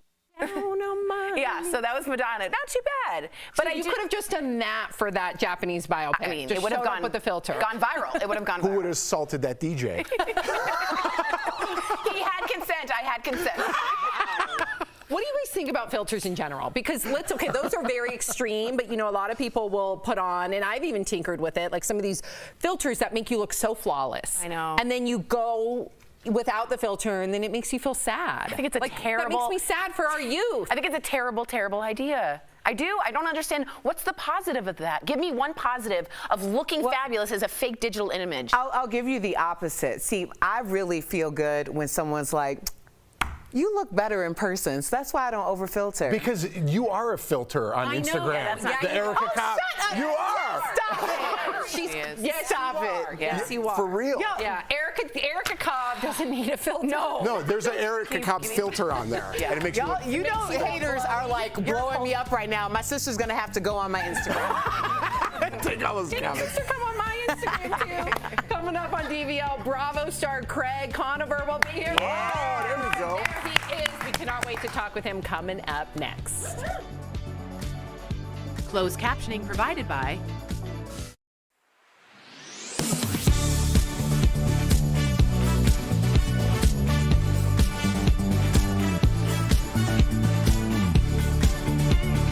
Here, come over here. I have a joke. Okay. You guys want to hear a joke? He looks nervous. I'm like, yes, Tori. We do. Okay. For your question, What's the best thing about get uncomfortably close, Taylor? What like weird close? What's the best thing about Switzerland? I don't know, but the flag's a big plus. Oh, she's on that song. I've been telling everyone that joke. All right, someone said I look like in the Madonna filter Leslie from American Horror Story. It did look like an American Horror Story.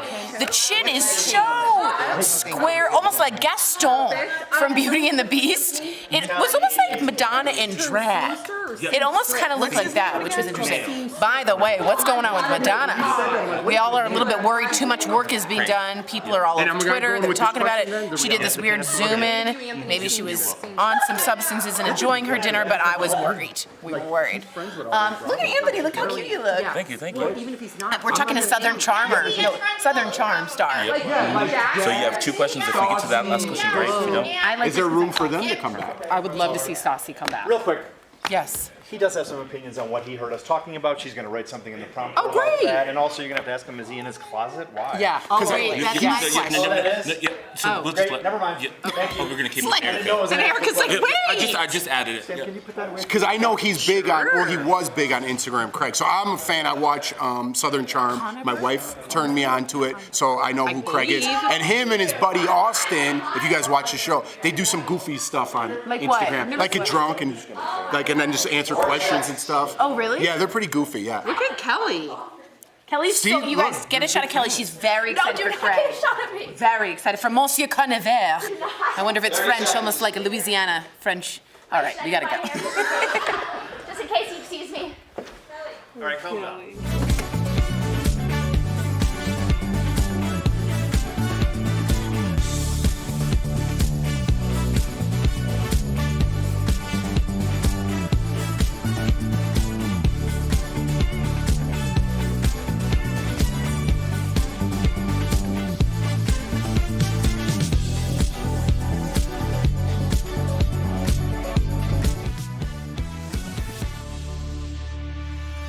You sit home and you sew and you pretend to do things. What's wrong with my sewing? Oh, we're familiar with that clip. It does mark the beginning of a booming business for a reality star turned seamster. His new book, Pillow Talk, What's Wrong with My Sewing, is bursting at the seams with details about his success and shares the reality behind his Southern charm. Craig Conover. Yeah. What an intro. First of all, we have like all our producers in the studio like waving themselves. You have a lot of fans here. Before we begin, I'm told you could hear the last segment that we were all talking about before the commercial break. So what do you think of filters on social media? It's changed the baseline for everything. So now, like, I don't use them, and the comments that you get, people are like, why is your skin not flawless? Like, why are your teeth not bright white? And you're just like, the fact that people don't live in the real world anymore is just mind-boggling to me. So I block, like, any mean comment about anyone else, I just look who liked that comment and I block all of them too. So I've filtered a pretty like healthy space on my page at this point. Sounds like it. I like the collective block strategy. I do the like blocking too. Oh yeah. If I'm confused about what you say, block. So how do you feel? We just started with that notorious clip. How do you feel in that clip from Southern Charm now? And looking back, was there anything wrong with your sewing?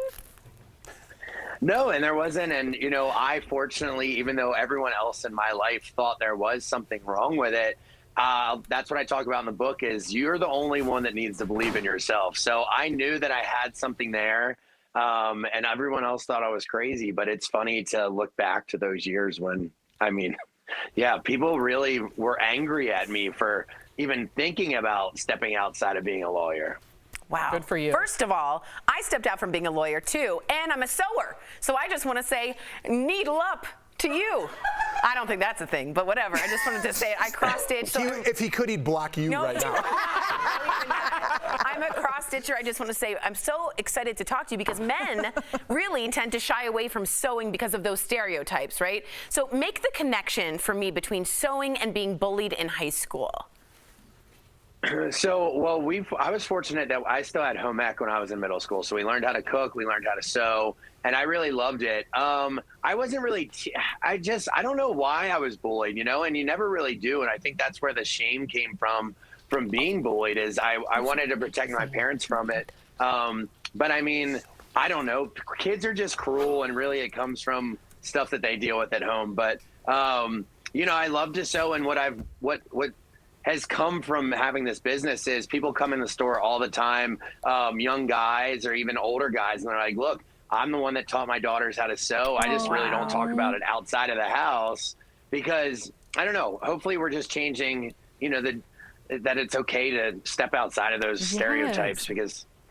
My husband sews all my buttons. That's wonderful. I don't know how to sew. He sews the buttons. The buttons. I over-enunciate my T's because I don't pronounce my T's. Go ahead. Okay. All right, Craig, I wanted to kind of go off topic here a little bit because I come from reality TV, and a lot of reality TV stars have been canceled for mistakes they made in the past. Some on your show, I'm a Bravo-holic, some on Vanderpump Rules.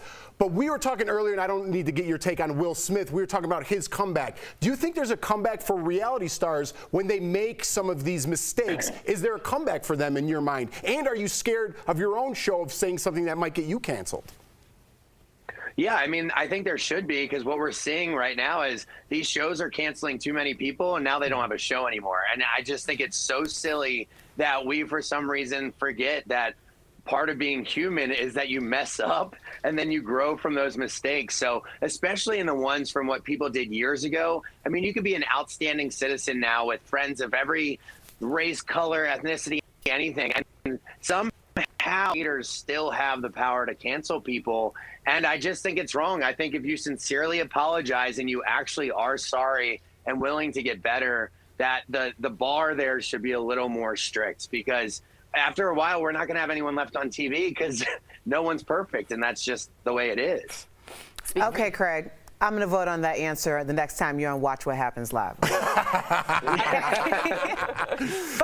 Craig, are you in Paige's closet? Yes, I am in Paige's closet right All right. We just check it. We just check it. Okay, but let's get back to your ex, Naomi, because obviously this whole thing has been cemented in history. So in that clip from Southern Charm, how did you end up working with her on your new book, Pillow Talk? Because wasn't she a hater? Yeah, I mean, I was very fortunate with the timing of stuff, because basically she had just broken up with her ex here in New York, and she called me and apologized for everything and really came clean about her behavior back then and everything that I had always wanted to hear and that everyone else in my life. So when it came time to write the book, I was like, hey, you know, I don't feel right telling our story without your input. So she actually interviewed with my writer a couple times, and that's why I feel so comfortable with, you know, what we put out in the book. So you're saying you sewed that relationship back together? Yeah, that was a good one. Yeah. Like, that's you redeemed yourself. Yeah. I mean, well, really for me, I was like, just admit that you didn't leave the show because you wanted to, but because your boyfriend made you. And she admitted that, and that's why she's back on the show now, because no one really leaves. Never mind, I won't get into that. Ooh, that's the part we want to hear. Yeah. No one really leaves what? But yeah. I mean, not too many people leave reality TV on their own fruition. You're always allowed to say you're leaving on your own fruition, but a lot of times, other than Cameron, like, you know, not too many people out there actually left because they wanted to. That's a great point. Good tea. I got tea over there. Okay. Reading between the lines. Yep. Sip, sip. Craig, thank you so much for joining us. DBL Nation, you can pick up a copy of Craig's book, Pillow Talk. What's wrong with my sewing? He's also taking his podcast on the road. Visit pillowsandbeer.com for upcoming dates in a city near you. Are you coming to Denver? We will be in Denver, but not for a couple months. So I'll definitely let you know when we're out there. You let us know when you're out here and come join us on the panel. I'll bring the beers. I'll bring pillows. I would love that. I would love that. Thank you. Bye, Craig. If you need... At Verify, we answer your questions about what's true or false. One of our viewers asked us, are members of Congress allowed to hire their family members? To answer that question, we went to these sources: the United States Code of Laws, the U.S. House Ethics Manual, the Federal Election Commission, and a memo from the Department of Justice. Since 1967, the U.S. Code has banned nepotism in the federal government. It says a public official may not employ in the agency which he is serving any individual who is a relative. And it applies to executive agencies, federal courts, and legislative offices. That's Congress. Members have to submit monthly reports showing no relatives are on their staff, according to the House Ethics Manual. So we can verify, no, members of Congress are not allowed to hire their family members to federal positions. However, they can hire them to their campaigns, and that's not exactly rare. Members of both parties occasionally have spouses or other relatives as campaign staffers. Campaigns are paid for by donations, not taxpayer money, so they're governed by different laws. Okay, now you might be thinking, well, what about the White House? Didn't President Trump hire his daughter Ivanka and his son-in-law Jared Kushner? Well, he did, and even though he didn't pay them for their roles, that's actually not why it was allowed. The Trump White House asked the Department of Justice to weigh in on the issue, and the DOJ determined that the office of the president specifically is exempt from that anti-nepotism law. The DOJ lawyer argued a different law from 1978 carved out that exception. That law states the president is authorized to appoint employees in the White House office without regard to any other law regulating employment in government service. And in fact, Trump isn't the first president to exercise that authority. President Bill Clinton appointed his wife Hillary to chair a healthcare task force in 1993. With your Verify, I'm Casey Decker. Welcome back. Many Americans gained weight during the pandemic because of stress and social distancing, but as the world is opening up, more of us are starting to participate in social activities. So that's today's Focus on Fitness presented by QB. Data shows that 16 states now have obesity rates of 35% or higher. That's an increase of 4 states, Delaware, Iowa, Ohio, and Texas in just 1 year. However, the good news is physical activity can help you lose the weight. QB is a great way to get some quick exercise regardless of physical ability or age. Try their Underdesk Elliptical at home. Call 1-800-556-2089 or visit QB.com to learn more. We'll be right back. Promotional consideration is brought to you by Last week, the FDA approved a second COVID booster for adults over 50, the initial 2-dose COVID vaccine, and now a second booster for older adults and people with compromised immune systems rolled out pretty quickly. That group is now on their 4th shot, while the youngest Americans haven't received their first shot yet. So now some parents are wondering, what's taking so long? Viewer Ann Haven wanted me to look into it. She said, my 2 children, ages 6 and 11, got the COVID shot months ago, like in December. We're still waiting for my 4-year-old to get vaccinated. Shouldn't the vaccine for kids under 5 be out already? Is there a holdup? Well, let's verify. Our sources, Dr. Christopher Ohl with Atrium Health, Wake Forest Baptist, and Dr. Janet Woodcock, the FDA's acting commissioner. We'll start with the FDA and the 4,500 children as young as 6 months that are enrolled in Pfizer's COVID vaccine study. The initial data shows the children were either given a placebo or 2 doses lower than 3 micrograms. The children in the study who had the 2 doses tolerated them, and Pfizer planned to seek emergency use authorization in February. But Pfizer decided to push that back until they received the full data after 3 doses. That data is expected this month. Now, Dr. Woodcock is the FDA's acting commissioner and confirmed it was Pfizer's decision to wait for the full results of the 3-dose study, which should be available by April. Dr. Ohl explained why waiting for all the data is so important. The antibodies that were developed, instead of going up to here, went up to here. And so the antibody response to the 2-shot series in the youngest kids wasn't as high as what we would have hoped as it was for the older kids. So we can verify, yes, originally Pfizer planned to seek emergency use authorization in February. And yes, there is a delay in the vaccine for the nation's youngest Americans. That delay could end any day now, since the data from the 3rd dose is set to be collected this month. President Joe Biden unveiled his budget proposal earlier this week. Shortly afterwards, he posted this tweet, quote, "This year, my administration is on track to cut the deficit by more than $1.3 trillion. That would be the largest 1-year reduction in the deficit in U.S. history." So let's verify. Would a $1.3 trillion reduction in the deficit be the largest single-year reduction ever? We looked at data from the Federal Reserve and the Congressional Budget Office. Both agencies track every year how much the federal government takes in and how much it spends. The difference between those numbers comes out either as a surplus or, more commonly, a deficit. The Fed has numbers going back to 1901, the CBO to 1962. Both sets of data show that the largest 1-year reduction in the deficit ever was in 2013. That year, the deficit shrank by $396 billion. That's a lot, but still nowhere near the $1.3 trillion decrease Biden projected. So we can verify, yes, if the deficit shrinks by $1.3 trillion this year, that will be the largest single-year reduction in history. With your Fast Fact, I'm Casey Decker. Welcome back to DBL. We love sharing your comments. S. Purpose says pillows and beer. I love this guy. Jackie says Craig seems so nice. Love his take on filters too. Speaking of filters, Carla just chimed in.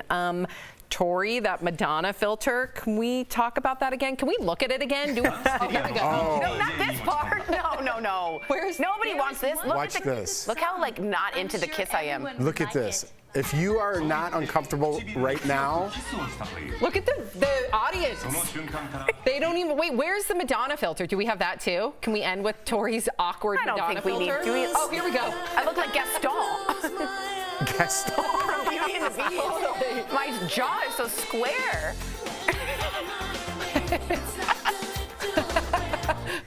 But you do I will tell her. you were on beat, girl. You didn't trigger my vertigo at all today. Yes, Tori. DBL's new every day. We'll see you tomorrow. Bye, guys.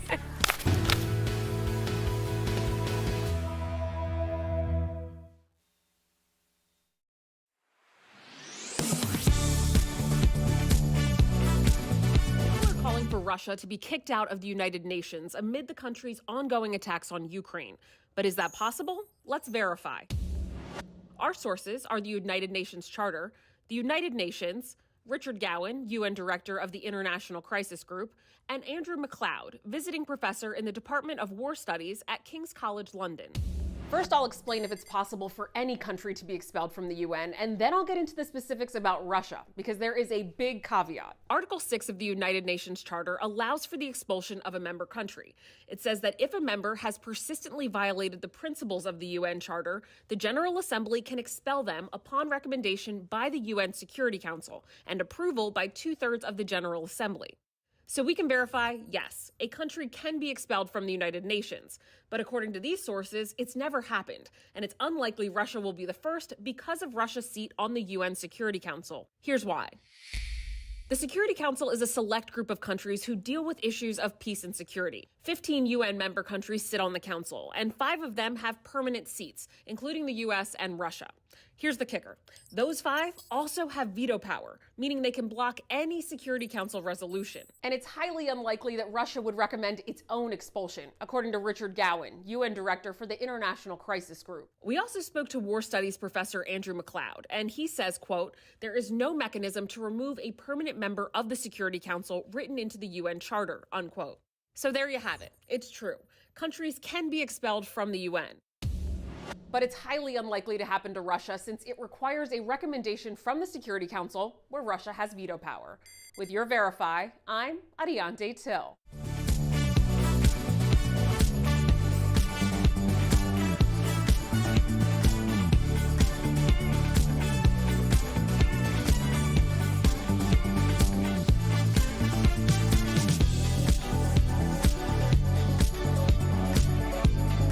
Blast Live.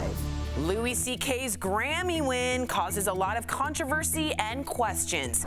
Is cancel culture canceled? Plus, the joke Amy Schumer says got banned from the Oscars. Tell me, did you sail across the sun?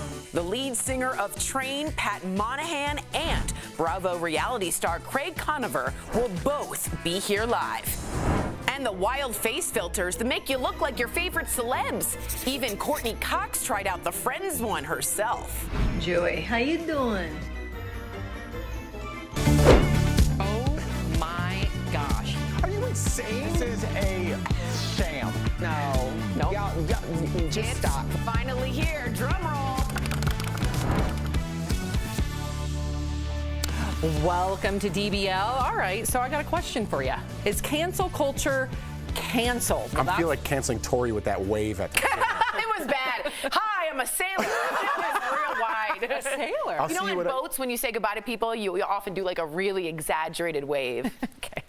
All right, So speaking of let's- canceled. Let's go back. We're going back to cancel culture. Well, one Fox News anchor is asking after Louis C.K. won a Grammy for Best Comedy Album on Sunday. Now, Louis was canceled, quote unquote, and cut out of comedy over sexual misconduct, but has since come back to win this prestigious award. A lot of folks were very upset by this. One person tweeted, quote, the Grammys are a great reminder that cancel culture doesn't exist, and no white dude has ever been successfully canceled for anything terrible that they do.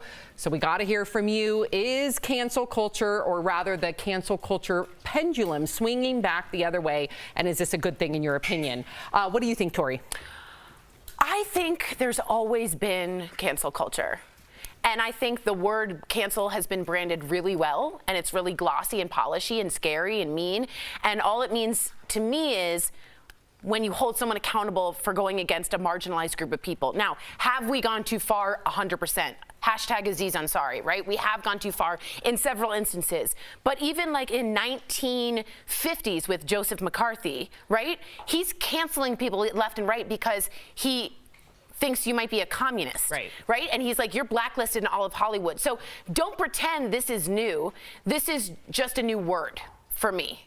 Cancel. For me, it's not, right? There's illegal, right? If you do something illegal, whether it's sexual or assault, like we just saw, and there's labels that you put on people that you want people to be canceled. You put on me, let's just use me as an example, right? Even though I'm not canceled.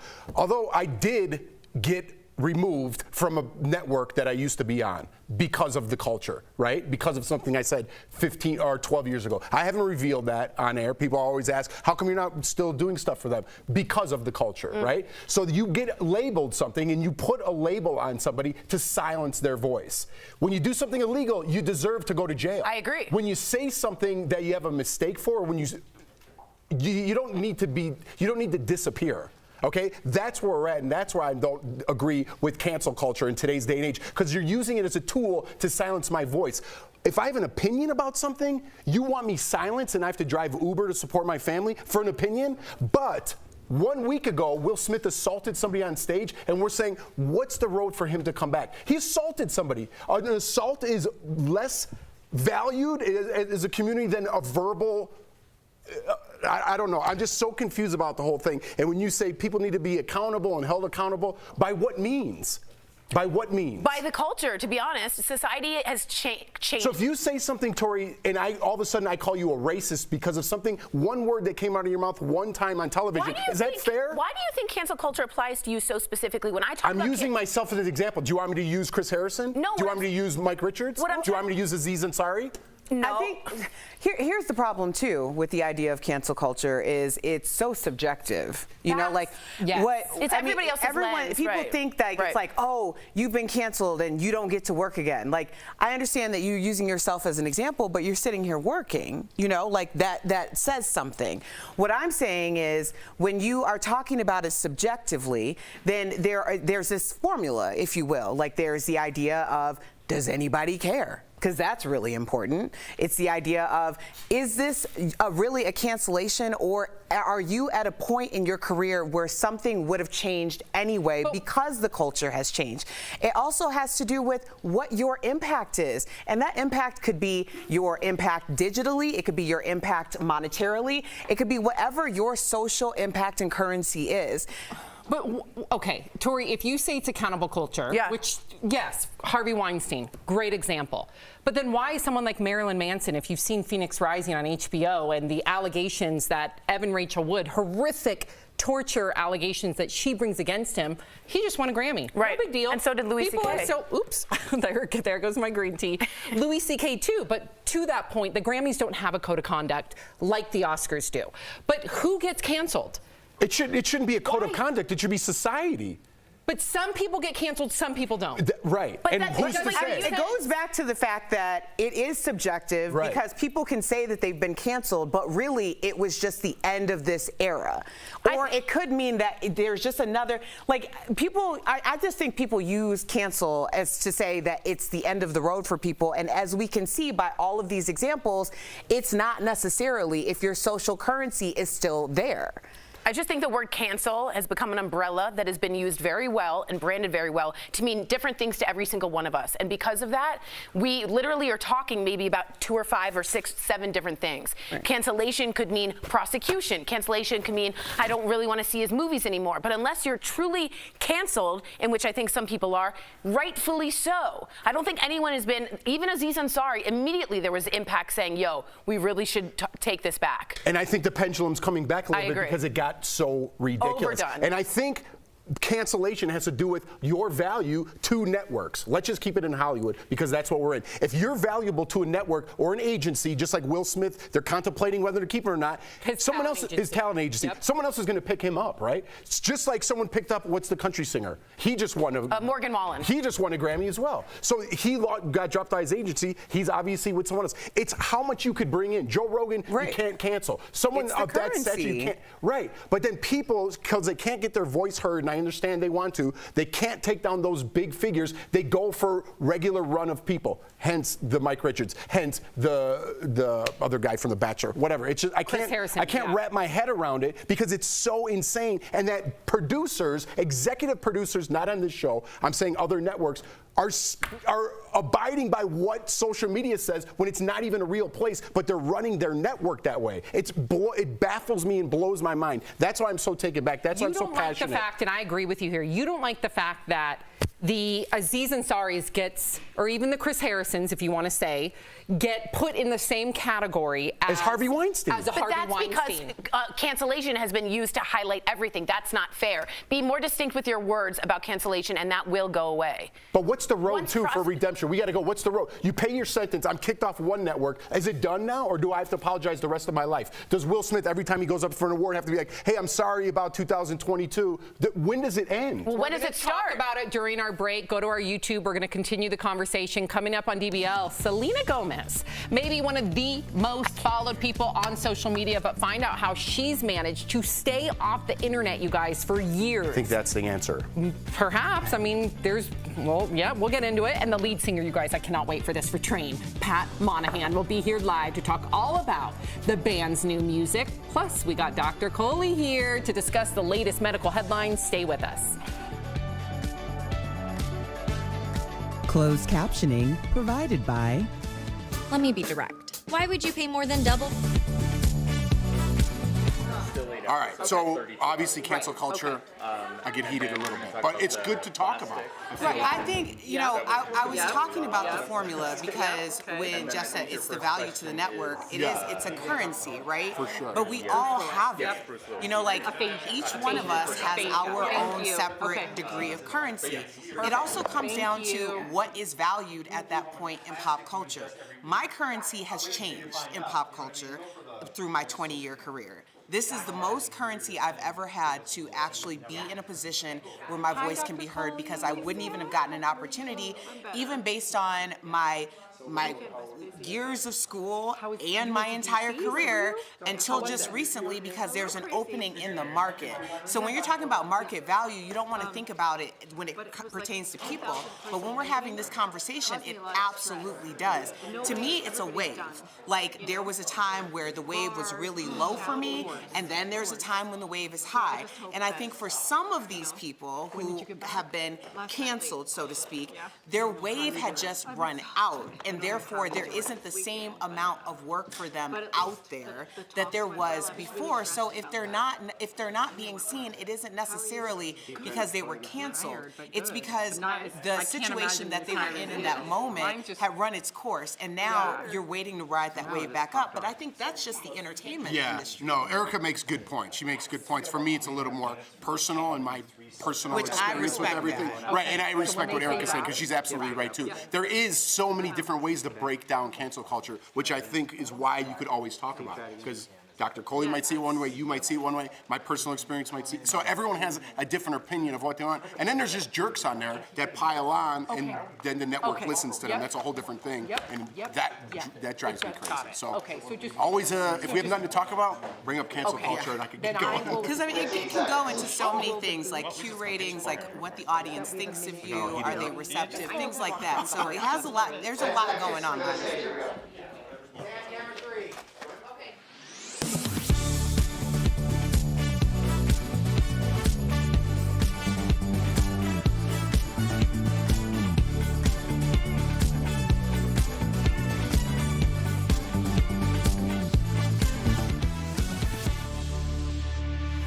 Welcome back. Here to offer her diagnosis on the headlines everyone's talking about. We paged our medical expert, Dr. Paya Coley. Hi, guys. We missed you.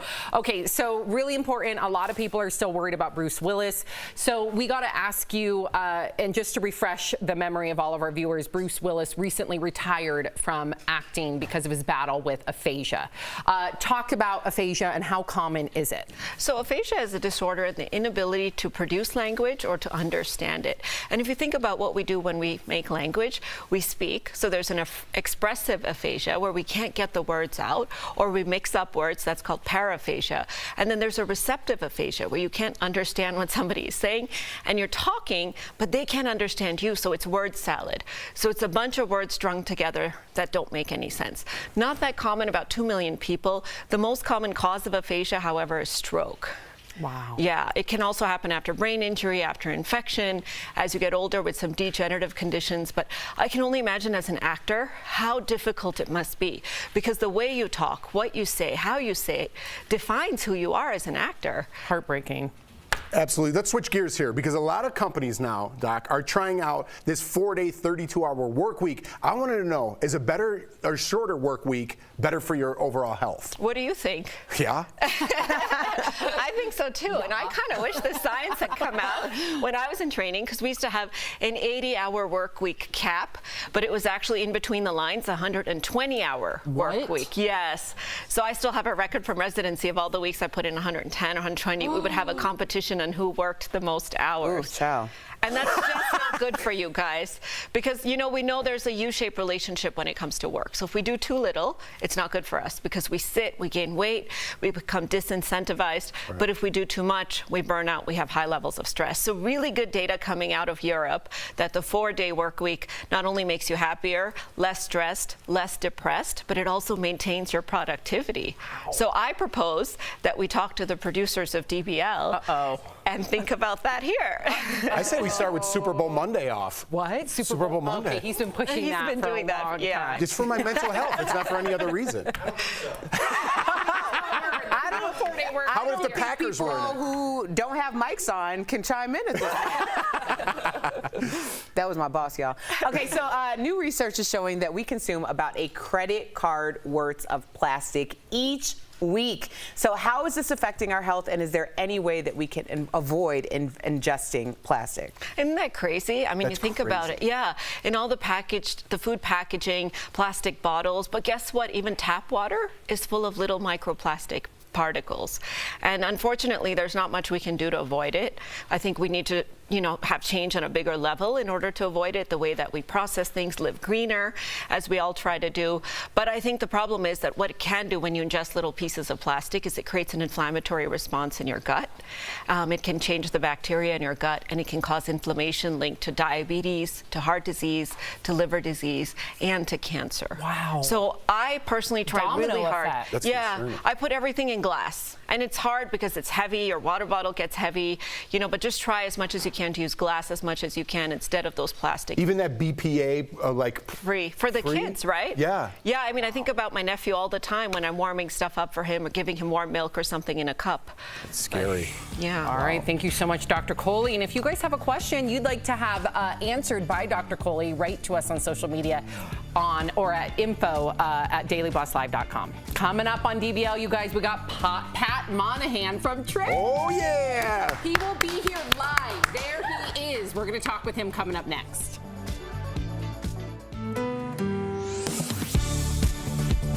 At Verify, we answer your questions about what's true or false.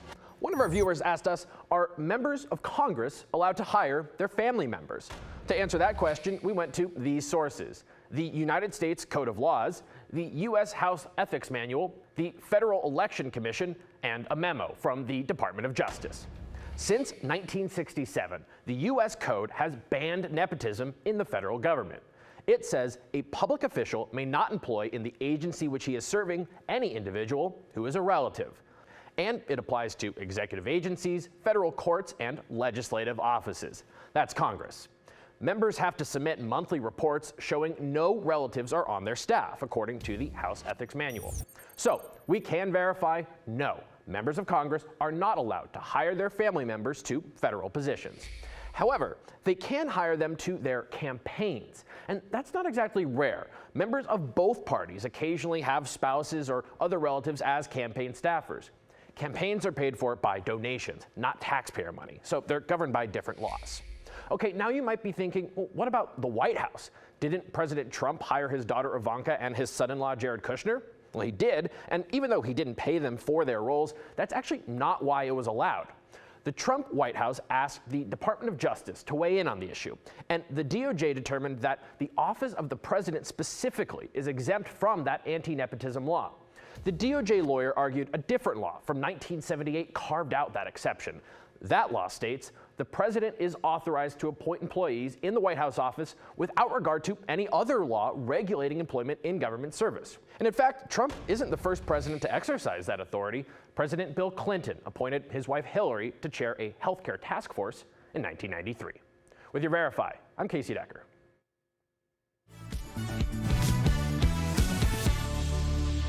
Tell me, Venus, blow your mind. Wasn't everything you wanted to find, and then you missed me while you were looking for yourself out there. Oh my gosh, welcome back. That was Train's hit song, Drops of Jupiter, one of the biggest, most recognizable singles of our time. They've been belting out the hits since 1994, and here to talk about that journey, please welcome their lead singer, Pat Monahan. Hi, guys. Yes. Okay, so have you ever wondered, because you guys kicked off your career like with a big bang, right? So have you ever wondered how different your career would be if your breakout hit was just some fluke and not a meaningful hit like Drops of Jupiter? Or Meet Virginia. Sorry. Well, the first song we had, was Meet Virginia. And I remember I was painting houses in the Bay Area, and the song came on the radio, and I just turned around and went home because I was like, I'm on the radio. And I didn't realize that I was like 2 years away from being able to pay my bills, so I had to go back and paint the lady's house the next day. The worst is that walk back. But with Drops of Jupiter, though, that was that took us around the world. I don't know what it would be like without that song. I think I would give it back. I lost my mother that year, so that's why the song was written. So I'd give the song back if I could still call my mom. But it was a great gift that she gave me. Oh, I'm so sorry to hear that. Wow. But a lot of us can relate. Absolutely. Also, I just want to say, I always thought I was Virginia and we were going to meet, so just want to say, hey, we're not, but it's okay. You are. Thanks. Oh, man, that was big for me to say to you. Awesome. You've won 2 Grammys during your career. What did you do after you won your first Grammy for Drops of Jupiter? What did you go buy towels? Oprah bought towels when she finally got money. I mean, that wasn't money to me. That was that maybe I fit in somehow because, I've been looking for a place to fit in my whole life, and still even now, like with AM Gold, the new album, like where do I fit? Like how does somebody who's been doing this for 25 years be on the radio? But that just made me feel like maybe I belonged here. That's all. I never felt that, so thank you.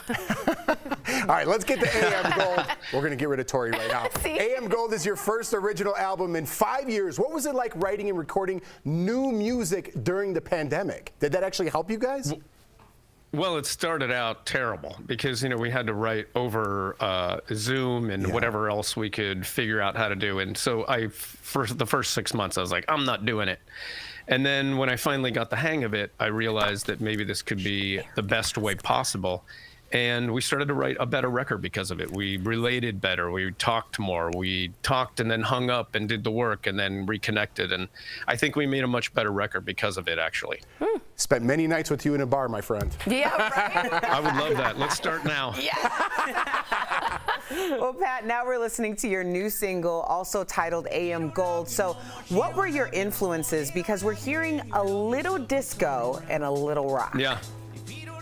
So the whole album is like a throwback, and my manager was like, this sounds like one of those old AM Gold compilations. And so if you listen to the entire album, it's got old R&B sounds with Philly strings and horns and, heartbreak songs. And AM Gold was the song that was missing as far as like, where's the disco? Where's the Bee Gees? And so this is like a self-love song that every generation should have for themselves. And it's like, you don't need the people that don't need you. We're all out here on the dance floor. We're in the bar. Let's just come and hang out with us. Yeah, well, I love it. And I also love that microphone. I'm going to get the tea on that after. Man, that's so sexy. It's sexy. It's not even on. It just makes me look really like I know what I'm doing. It's on. I know it's like sound with a little kiss of reverb when I hear it. Pat, it's interesting because on the weekend I partake in some fun, and you're on my playlist all the time. And there's always one thing I wanted to ask you since we have you. In your song Drops of Jupiter, you say a line that says, heaven is overrated. Why did you choose that line? Well, like I said, my mother had passed, and she came to me in a dream and was like, I can do all these things now, including swim through the planets and come back with drops of Jupiter in my hair. But I'd rather be there with you. Like, heaven is overrated. Oh my God. This, you should really pay attention to your life, because this is important. I got to tell you, you got me choked up with that, and I always pause when I'm singing your song out loud on my patio, and you just gave me a totally different meaning for that, Pat. So, bless you, I got to tell friend. you though, when the song came out, people thought that I was saying Van Halen is overrated. So I was getting hate mail like crazy. You're like, I'm not talking about Van Halen. And he wraps it up with a joke. Oh, yeah. I love him. Pat, you have us all teary-eyed over here. Thank you so much for chatting with us, and to our viewers. Thank you guys. You can pre-order your copy of AM Gold out May 20th. And don't forget to buy your ticket, by the way, for Train's AM Gold Tour, which is kicking off this summer at SaveMeSanFrancisco.com. It'll be at Red Rocks. Thank you so much, Pat. We'll be right back. We're going to keep Tori away from that concert.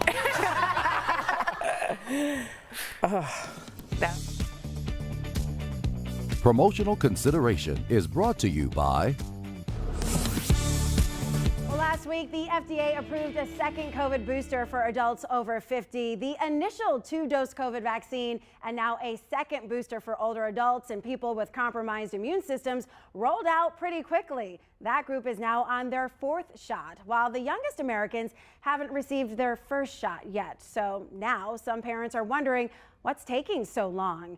Viewer Ann Haven wanted me to look into it. She said, my 2 children, ages 6 and 11, got the COVID shot months ago, like in December. We're still waiting for my 4-year-old to get vaccinated. Shouldn't the vaccine for kids under 5 be out already? Is there a holdup? Well, let's verify. Our sources, Dr. Christopher Ohl with Atrium Health, Wake Forest Baptist, and Dr. Janet Woodcock, the FDA's acting commissioner. We'll start with the FDA and the 4,500 children as young as 6 months that are enrolled in Pfizer's COVID vaccine study. The initial data shows the children were either given a placebo or 2 doses lower than 3 micrograms. The children in the study who had the 2 doses tolerated them, and Pfizer planned to seek emergency use authorization in February. But Pfizer decided to push that back until they received the full data after 3 doses. That data is expected this month. Now, Dr. Woodcock is the FDA's acting commissioner and confirmed it was Pfizer's decision to wait for the full results of the 3-dose study, which should be available by April. Dr. Ohl explained why waiting for all the data is so important. The antibodies that were developed, instead of going up to here, went up to here. And so the antibody response to the 2-shot series in the youngest kids wasn't as high as what we would have hoped as it was for the older kids. So we can verify, yes, originally Pfizer planned to seek emergency use authorization in February. And yes, there is a delay in the vaccine for the nation's youngest Americans. That delay could end any day now, since the data from the 3rd dose is set to be collected this month. President Joe Biden unveiled his budget proposal earlier this week. Shortly afterwards, he posted this tweet, quote, "This year, my administration is on track to cut the deficit by more than $1.3 trillion. That would be the largest one-year reduction in the deficit in U.S. history." So let's verify. Would a $1.3 trillion reduction in the deficit be the largest single-year reduction ever? We looked at data from the Federal Reserve and the Congressional Budget Office. Both agencies track every year how much the federal government takes in and how much it spends. The difference between those numbers comes out either as a surplus or, more commonly, a deficit. The Fed has numbers going back to 1901, the CBO to 1962. Both sets of data show that the largest one-year reduction in the deficit ever was in 2013. That year, the deficit shrank by $396 billion. That's a lot, but still nowhere near the $1.3 trillion decrease Biden projected. So we can verify, yes, if the deficit shrinks by $1.3 trillion this year, that will be the largest single-year reduction in history. With your Fast Fact, I'm Casey Decker.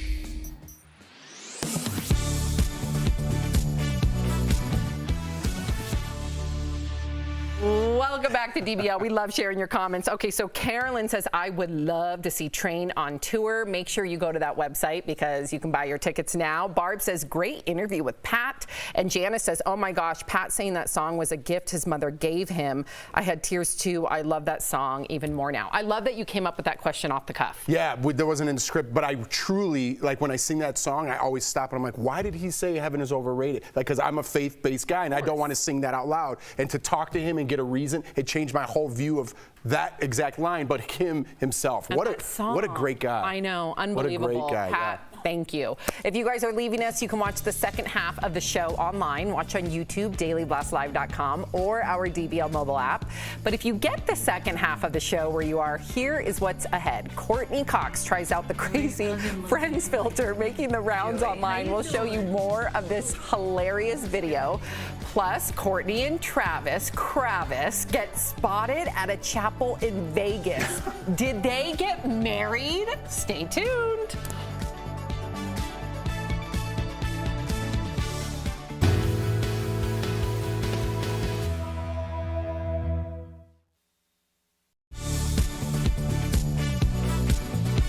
Calling for Russia to be kicked out of the United Nations amid the country's ongoing attacks on Ukraine. But is that possible? Let's verify. Our sources are the United Nations Charter, the United Nations, Richard Gowan, UN Director of the International Crisis Group, and Andrew MacLeod, visiting professor in the Department of War Studies at King's College London.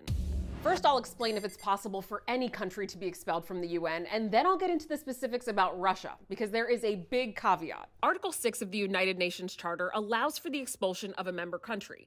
It says that if a member has persistently violated the principles of the UN Charter, the General Assembly can expel them upon recommendation by the UN Security Council and approval by 2/3 of the General Assembly. So we can verify, yes, a country can be expelled from the United Nations. But according to these sources, it's never happened. And it's unlikely Russia will be the first because of Russia's seat on the UN Security Council. Here's why. The Security Council is a select group of countries who deal with issues of peace and security. 15 UN member countries sit on the council, and 5 of them have permanent seats, including the US and Russia. Here's the kicker. Those 5 also have veto power, meaning they can block any Security Council resolution. And it's highly unlikely that Russia would recommend its own expulsion, according to Richard Gowan, UN Director for the International Crisis Group. We also spoke to War Studies professor Andrew MacLeod, and he says, quote, there is no mechanism to remove a permanent member of the Security Council written into the UN Charter, unquote. So there you have it. It's true. Countries can be expelled from the UN. But it's highly unlikely to happen to Russia since it requires a recommendation from the Security Council, where Russia has veto power. With your Verify, I'm Ariante Till.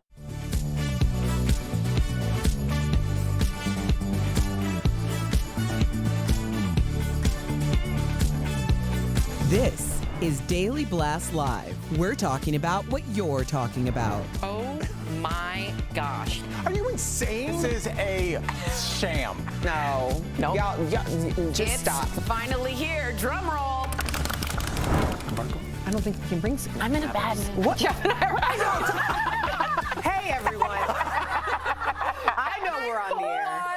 We're having a side conversation. Welcome to DBL. I was looking for a ride. Don't worry, we can arrange We'll that. talk about it when we're not on air. Yes. Okay. All right. All right. Okay. Is Kourtney Kardashian a married woman? Really? According to Team Z, she and Travis Barker tied the knot in Vegas early Monday morning. The couple who looked cozy on the Grammys red carpet, that was on Sunday, went to a wedding chapel shortly after and got married by an Elvis impersonator. Very fitting. Last October, Travis proposed to Kourtney on the beach surrounded by roses and candles, but Team Z is also reporting that the couple did not get a marriage license and they only did it for fun. For the show. You know. This is for their Hulu show. They didn't get a marriage. Nothing happened. But do you think they're legally married now? No. Oh, you don't think that's real? There's no contract or certificate. Show me the certificate and I'll tell you if they're married. But because of this and what we're hearing, I think they did it for the show. It's funny. They were in Vegas for the Grammys. They went and did this. Hilarious. But I want to see a Kravis wedding. I want to see black wedding dresses. I want to see goth punk stuff like you, Sam. Bats, maybe. Bats. We need some pre-dripped candles. From your company, Byron yes, & Co. They already have a really cool candle of ours with like a Kourtney and Travis like lock that they made, that Mark made them. So fingers crossed. Wow. But I want to ask you guys this, because Team Z is reporting that Courtney and Travis did not get a prenup, maybe because to Tori's point that it wasn't a real wedding. Everything okay? It was a bad shot at me. But really quickly, who do you think is worth more money? Because a lot of people on social media are saying they should have gotten a prenup. Who do you think is worth more money? Did Travis have to give away a lot of his money? Not give away, but did he have to divvy up that money from his first marriage with Shannon Mogler? Shayna Mogler? Yeah, Shayna Mogler. Shayna. But I'm wondering if he had to give some away, if Shannon? that contributes to the total amount. I don't know. And that total amount, wherever we got that, probably isn't that accurate. Courtney is my first thought. Hey, Erica. I would assume a Kardashian. Well, Travis is worth $50 million. Courtney's worth 65. Yeah. Courtney. According to whom? Right. I don't know. Look at Right Erica. here. Well, no, because we got to this earlier. I was shocked Celebrity to find net out worth. how much I was worth on the We internet. looked it up. I really was. What? We looked up how much each of we were worth on that shocked. website. Whoa. Yes. Is it real? No, I No. Oh. I'm literally having a case of the Mondays and it's Tuesday. Okay. Selena Gomez has not been on the internet. Are you guys ready for this? For more than 4 years. Selena told GMA that even though she has 310 million followers on Instagram, she doesn't use the app herself. She doesn't know the logins to any of her social media accounts, and she's happier because of it. Watch. It has changed my life completely. I am happier. I am more present. I connect more with people. It makes me feel normal. Wow. Tori, what was happening over there? You're talking about this. Well, what yeah, are you thinking? Because it's funny because she's on social media, but she doesn't put herself on it. So that takes a certain amount of resources that you have someone to help you put your stuff on. It's not like she is not on the social media spectrum at all. But man, of course you'd be happier. Of course you'd be happier. In no way, shape, or form are you comparing yourself 24/7. And also thinking, what's the trend? What's the next thing? It's emptiness that you're reaching for. It's just air. It's just air. So if you didn't have to be on social media, would you be off of it? I think because I have a lot of anxiety, and I think I know from the research and talking to y'all that it significantly increases your happiness level. And if I can stabilize that even 10%, I'll do it. I would 1,000% be off of social media if it wasn't the business that I'm in, right? You kind of need to maintain some of that. When I go on there, which is very rare, it's to promote something, or I do very rarely get back to people. But it just goes to show you another reason to people at home to pull back the curtain. You think you're talking to your favorite celebrity. You're talking to your favorite celebrity's assistant. You're not talking to them. You have no relationship with them. You're not getting through to them. You're not making a point to them. It's not a real world. Empty. And somehow it's become the center of our universe. And it's not real. It's not real. And more celebrities, I think, are going to be coming out talking about this, or how they're getting rid of their social media or their mental health from using social media. This is just going to be a trend that progresses, I think, as we move on. Before you chime in, Erica, I just want to comment on the mental health. You know, in 2020, she also opened up that she was diagnosed with bipolar disorder. And for her, even though she's been off it for 4.5 years, leading up to that, because she's been dealing with mental health issues her entire life, this has saved her mental health, of course, with treatment as well. What do you think, Erica? Well, I think I'm coming at it from a different angle because I am a content creator. It's a part of my brand, and I earn money. Well, so, that's good to know, though. Yeah, How do you manage your mental health with being a content creator? Honestly, and I suggest this, and this is a part of my Comeback with Erica Cobb podcast coming out in a few weeks. But we talk about this very thing because you're right. You do have to have a certain amount of resource in order to have someone who's actually going in and doing this stuff for you. However, if you have someone who's going in and doing some of this stuff for you, then there's some resource there. However, for the average person, especially for parents, I would strongly suggest, and there was a while, like 1.2 seconds, that I had my sister go into my accounts and just delete anything that was overly, not that they were disagreeing with me, disagreeing is fine, but when they're abusive, aggressive, things that other people are gonna read and be offended by on my page, I never see that. That's why I'm like, I'm not kidding, y'all. I don't see that. My sister couldn't do it because she's like Solange in an elevator, okay? So I had to get a third party. That's all you have to say. Yes. Amazing. Yes. Love So, it. but yes, that's one way to do it. Find somebody who can extract those things so that you're just going on and really engaging with people who are really there for you. Curate your experience. And real quickly, there are things on Instagram that you could put in words that you don't want and it won't show up on your feed. So there are little tricks that I'm learning because my wife is pushing me back into it, but there are things you could do at home. That's good to know. Yes. To help with the mental health. Absolutely. Yes, Absolutely. but make sure you go to our DBL Instagram. We have a Tory filter on there. Speaking of filters, some celebrities are trying out face filters on social media with some pretty strange results. First, Madonna recently shared this video on TikTok puckering up to the camera. That had fans wondering if she was using a face filter or not. There is an actual Madonna filter on the app, by the way, where you can transform into an 80s version of her, but as you can see, it's even more disturbing. And then there's Courtney Cox. She was less than thrilled with the Friends filter on TikTok. Check it out. Hi. Really? I don't even look anything like Summer. Joey, how you doing? Ooh, looks good with an earring. Or two. Oh, hello. Who was that? Is that Monica? Not sure. Rachel? I have no idea. This is one of the worst apps I've ever seen. Wow. Chandler has rosacea. Oh my gosh. Okay, so what do you think of these filters? And did I hear you tried it out? We tried it out earlier. Let's check it out. I haven't seen it yet. Who do you think? Who's that? Ross. Well, it's Chandler than Ross. Joey. I look like Joey. I Who's know. that? Jennifer. Rachel? I don't know who that Jennifer is. Aniston. Is that Phoebe? Phoebe. Yeah. Who's that? No, that's Rachel. The Okay. first one. No, is that Courtney? Who's that? That's Chandler. Chandler. Why is everyone get scared of the Chandler filter? Because it looks the closest. You can tell who they are, but it's weird. It's not great. Did you try out the Madonna one? I tried. You guys know I played Madonna, of course, in the biopic, Japanese 4-hour-long Legend of Madonna. TV Asahi. Didn't you And just so was the dance in it? explanation, 4 hours long. Let me tell you, it was a 2-day event. Anyway, there it is. This is a clip from it. This is borderline. People on the bottom. Oh, so people, it was like TRL. They were watching the biopic. No, it was a Look big at this. deal. Oh my gosh, look at you kissing. Ew, Tori. Why'd you say ew? Because I don't want to see you make out with people. It was weird. The whole thing is weird. But this is the updated Madonna filter. 3, 2, 1, roll it. Of the sky, I close my eyes.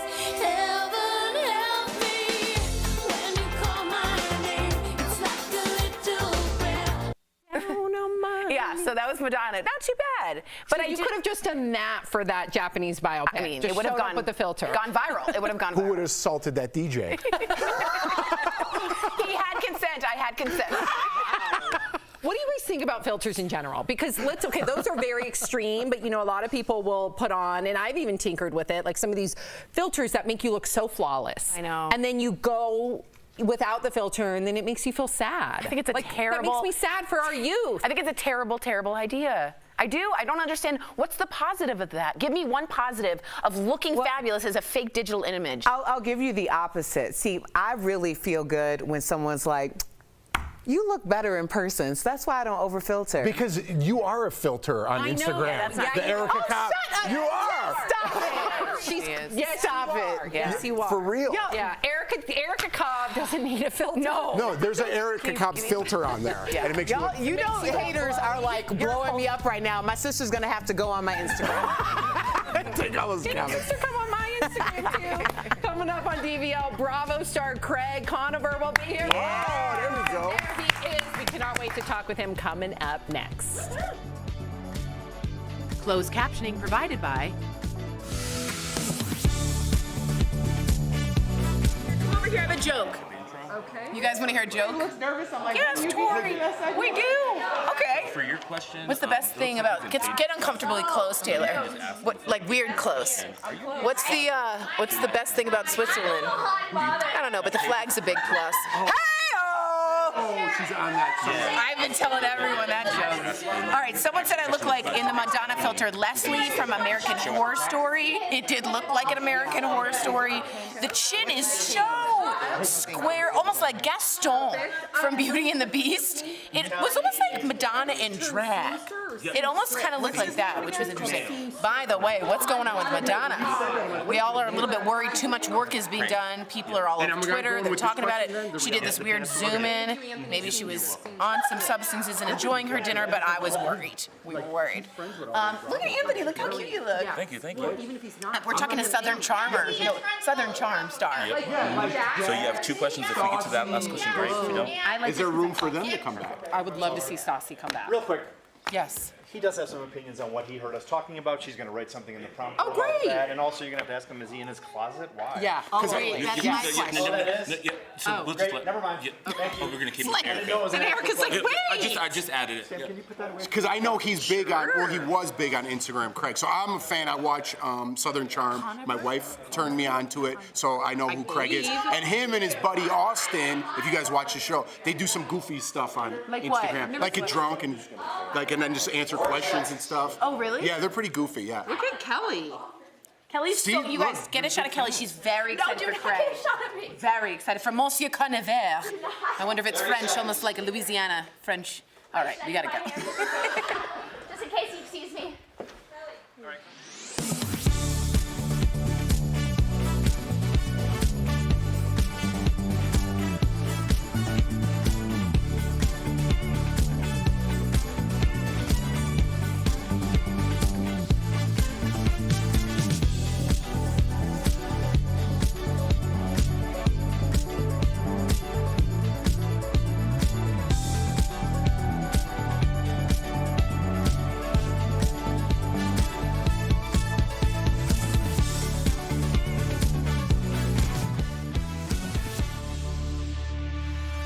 You sit home and you sew and you pretend to do things. What's wrong with my sewing? Oh, if you're familiar with that clip, it does mark the beginning of a booming business for a reality star turned seamster. His new book, Pillow Talk, What's Wrong with My Sewing, is bursting at the seams with details about his success and shares the reality behind his Southern charm. Craig Conover. Yeah. What an intro. First of all, we have like all our producers in the studio like waving themselves. You have a lot of fans here. Before we begin, I'm told you could hear the last segment that we were all talking about before the commercial break. So what do you think of filters on social media? It's changed the baseline for everything. So now, like, I don't use them, and the comments that you get, people are like, why is your skin not flawless? Like, why are your teeth not bright white? And you're just like, the fact that people don't live in the real world anymore is just mind-boggling to me. So I block, like, any mean comment about anyone else, I just look who liked that comment and I block all of them too. So I've filtered a pretty like healthy space on my page at this point. Sounds like it. I like the collective block strategy. I do the like blocking too. Oh yeah. If I'm confused about what you say, block. So how do you feel? We just started with that notorious clip. How do you feel in that clip from Southern Charm now? And looking back, was there anything wrong with your sewing? No, and there wasn't. And, I fortunately, even though everyone else in my life thought there was something wrong with it, that's what I talk about in the book is you're the only one that needs to believe in yourself. So I knew that I had something there, and everyone else thought I was crazy. But it's funny to look back to those years when, people really were angry at me for even thinking about stepping outside of being a lawyer. Wow. Good for you. First of all, I stepped out from being a lawyer too, and I'm a sewer. So I just want to say, needle up to you. I don't think that's a thing, but whatever. I just wanted to say it. I cross-stitched. If he could, he'd block you right now. I'm a cross-stitcher. I just want to say I'm so excited to talk to you because men really tend to shy away from sewing because of those stereotypes, right? So make the connection for me between sewing and being bullied in high school. So, I was fortunate that I still had home ec when I was in middle school. So we learned how to cook, we learned how to sew, and I really loved it. I wasn't really, I don't know why I was bullied, and you never really do. And I think that's where the shame came from being bullied is I wanted to protect my parents from it. But I mean, I don't know. Kids are just cruel, and really it comes from stuff that they deal with at home. But, I love to sew, and what has come from having this business is people come in the store all the time, young guys or even older guys, and they're like, look, I'm the one that taught my daughters how to sew. I just really don't talk about it outside of the house because, I don't know, hopefully we're just changing, you know, that it's okay to step outside of those stereotypes because my husband sews all my buttons. That's wonderful. I don't know how to sew. He sews the buttons. The buttons. I over-enunciate my T's because I don't pronounce my T's. Go ahead. Okay. All right, Craig, I wanted to kind of go off topic here a little bit because I come from reality TV, and a lot of reality TV stars have been canceled for mistakes they made in the past. Some on your show, I'm a Bravoholic, some on Vanderpump Rules. But we were talking earlier, and I don't need to get your take on Will Smith. We were talking about his comeback. Do you think there's a comeback for reality stars when they make some of these mistakes? Is there a comeback for them in your mind? And are you scared of your own show of saying something that might get you canceled? Yeah, I mean, I think there should be because what we're seeing right now is these shows are canceling too many people and now they don't have a show anymore. And I just think it's so silly that we, for some reason, forget that part of being human is that you mess up and then you grow from those mistakes. So especially in the ones from what people did years ago, I mean, you could be an outstanding citizen now with friends of every race, color, ethnicity, anything. And somehow leaders still have the power to cancel people. And I just think it's wrong. I think if you sincerely apologize and you actually are sorry and willing to get better, that the bar there should be a little more strict because after a while, we're not going to have anyone left on TV because no one's perfect, and that's just the way it is. Okay, Craig, I'm going to vote on that answer the next time you're on Watch What Happens Live. But, Craig, are you in Paige's closet? Yes, I am in Paige's closet right now. All right. We just check it. Okay, but let's get back to your ex, Naomi, because obviously this whole thing has been cemented in history. So in that clip from Southern Charm, how did you end up working with her on your new book, Pillow Talk? Because wasn't she a hater? Yeah, I mean, I was very fortunate with the timing of stuff because basically she had just broken up with her ex here in New York, and she called me and apologized for everything and really came clean about her behavior back then and everything that I had always wanted to hear and that everyone else in my life. So when it came time to write the book, I was like, hey, you know, I don't feel right telling our story without your input. So she actually interviewed with my writer a couple times, and that's why I feel so comfortable with, you know, what we put out in the book. So you're saying you sewed that relationship back together? Yeah, that was good. That was a good one. Yeah. Like, that's well, You redeemed yourself. Yeah. I mean, well, really for me, I was like, just admit that you didn't leave the show because you wanted to, but because your boyfriend made you. And she admitted that, and that's why she's back on the show now, because no one really leaves. Never mind, I won't get into that. Ooh, that's the part we want to hear. Yeah. No one really leaves what? But yeah. I mean, not too many people leave reality TV on their own fruition. You're always allowed to say you're leaving on your own fruition, but a lot of times, other than Cameron, like, you know, not too many people out there actually left because they wanted to. That's a great point. Good tea. I got tea over there. Reading between the lines. Yep. Craig, thank you so much for joining us. DBL Nation, you can pick up a copy of Craig's book, Pillow Talk. What's wrong with my sewing? He's also taking his podcast on the road. Visit pillowsandbeer.com for upcoming dates in a city near you. Are you coming to Denver? We will be in Denver, but not for a couple months. So I'll definitely let you know when we're out there. You let us know when you're out here and come join us on the panel. I'll bring the beers. I'll bring pillows. I would love that. I would love that. Thank you. Bye, Craig.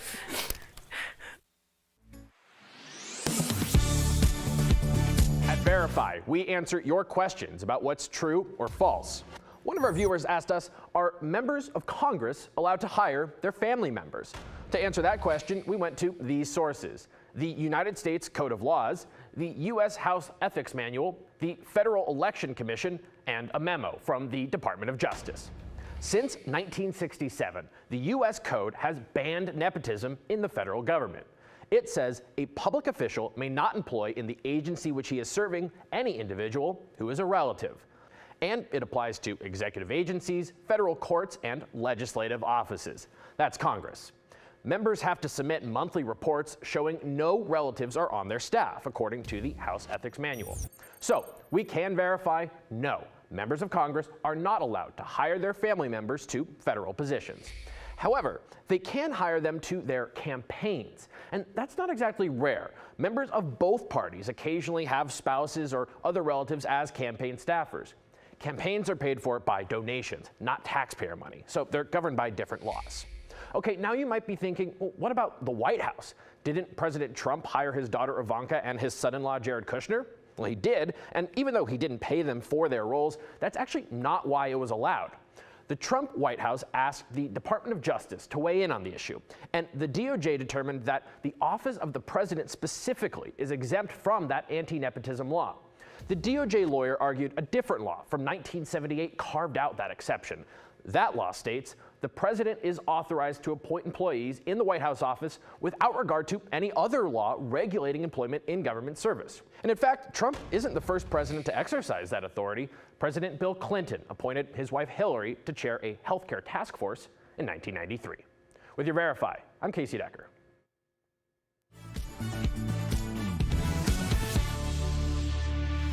Welcome back. Many Americans gained weight during the pandemic because of stress and social distancing, but as the world is opening up, more of us are starting to participate in social activities. So that's today's Focus on Fitness presented by QB. Data shows that 16 states now have obesity rates of 35% or higher.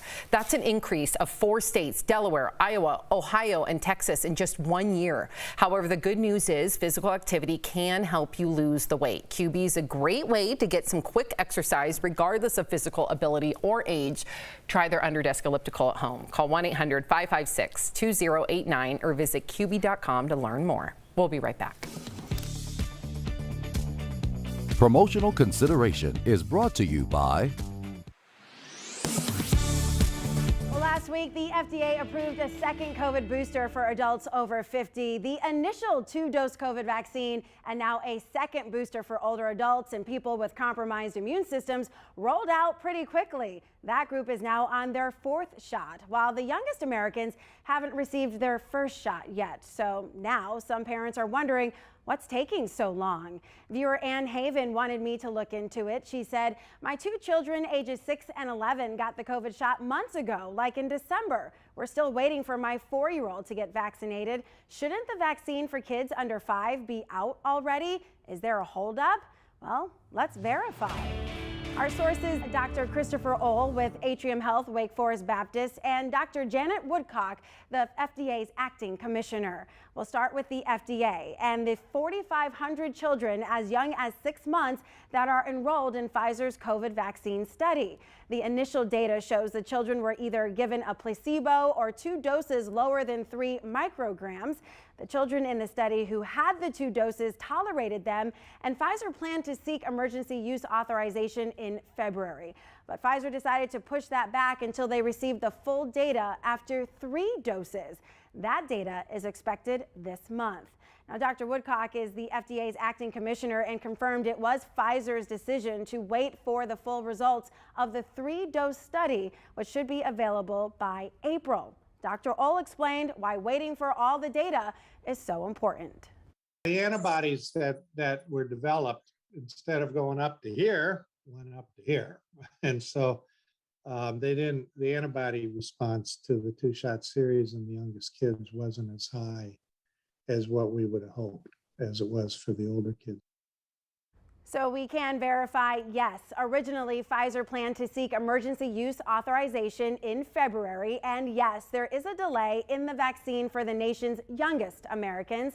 That delay could end any day now, since the data from the 3rd dose is set to be collected this month. President Joe Biden unveiled his budget proposal earlier this week. Shortly afterwards, he posted this tweet, quote, "This year, my administration is on track to cut the deficit by more than $1.3 trillion. That would be the largest one-year reduction in the deficit in U.S. history." So let's verify. Would a $1.3 trillion reduction in the deficit be the largest single-year reduction ever? We looked at data from the Federal Reserve and the Congressional Budget Office. Both agencies track every year how much the federal government takes in and how much it spends. The difference between those numbers comes out either as a surplus or, more commonly, a deficit. The Fed has numbers going back to 1901, the CBO to 1962. Both sets of data show that the largest one-year reduction in the deficit ever was in 2013. That year, the deficit shrank by $396 billion. That's a lot, but still nowhere near the $1.3 trillion decrease Biden projected. So we can verify, yes, if the deficit shrinks by $1.3 trillion this year, that will be the largest single-year reduction in history. With your Fast Fact, I'm Casey Decker.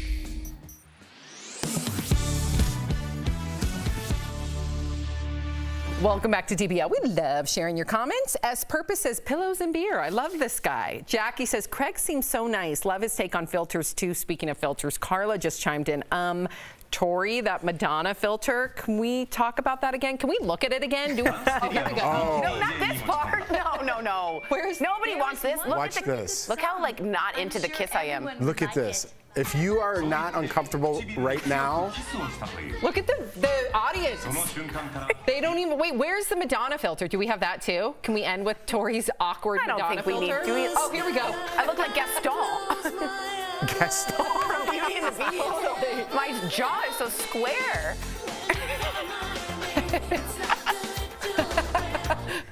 But you do. I will tell you were on beat, girl. You didn't trigger my vertigo at all today.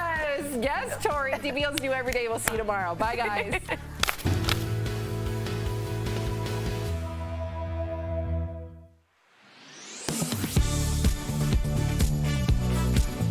We're calling for Russia to be kicked out of the United Nations amid the country's ongoing attacks on Ukraine. But is that possible? Let's verify. Our sources are the United Nations Charter, the United Nations, Richard Gowan, UN Director of the International Crisis Group, and Andrew MacLeod, visiting professor in the Department of War Studies at King's College London.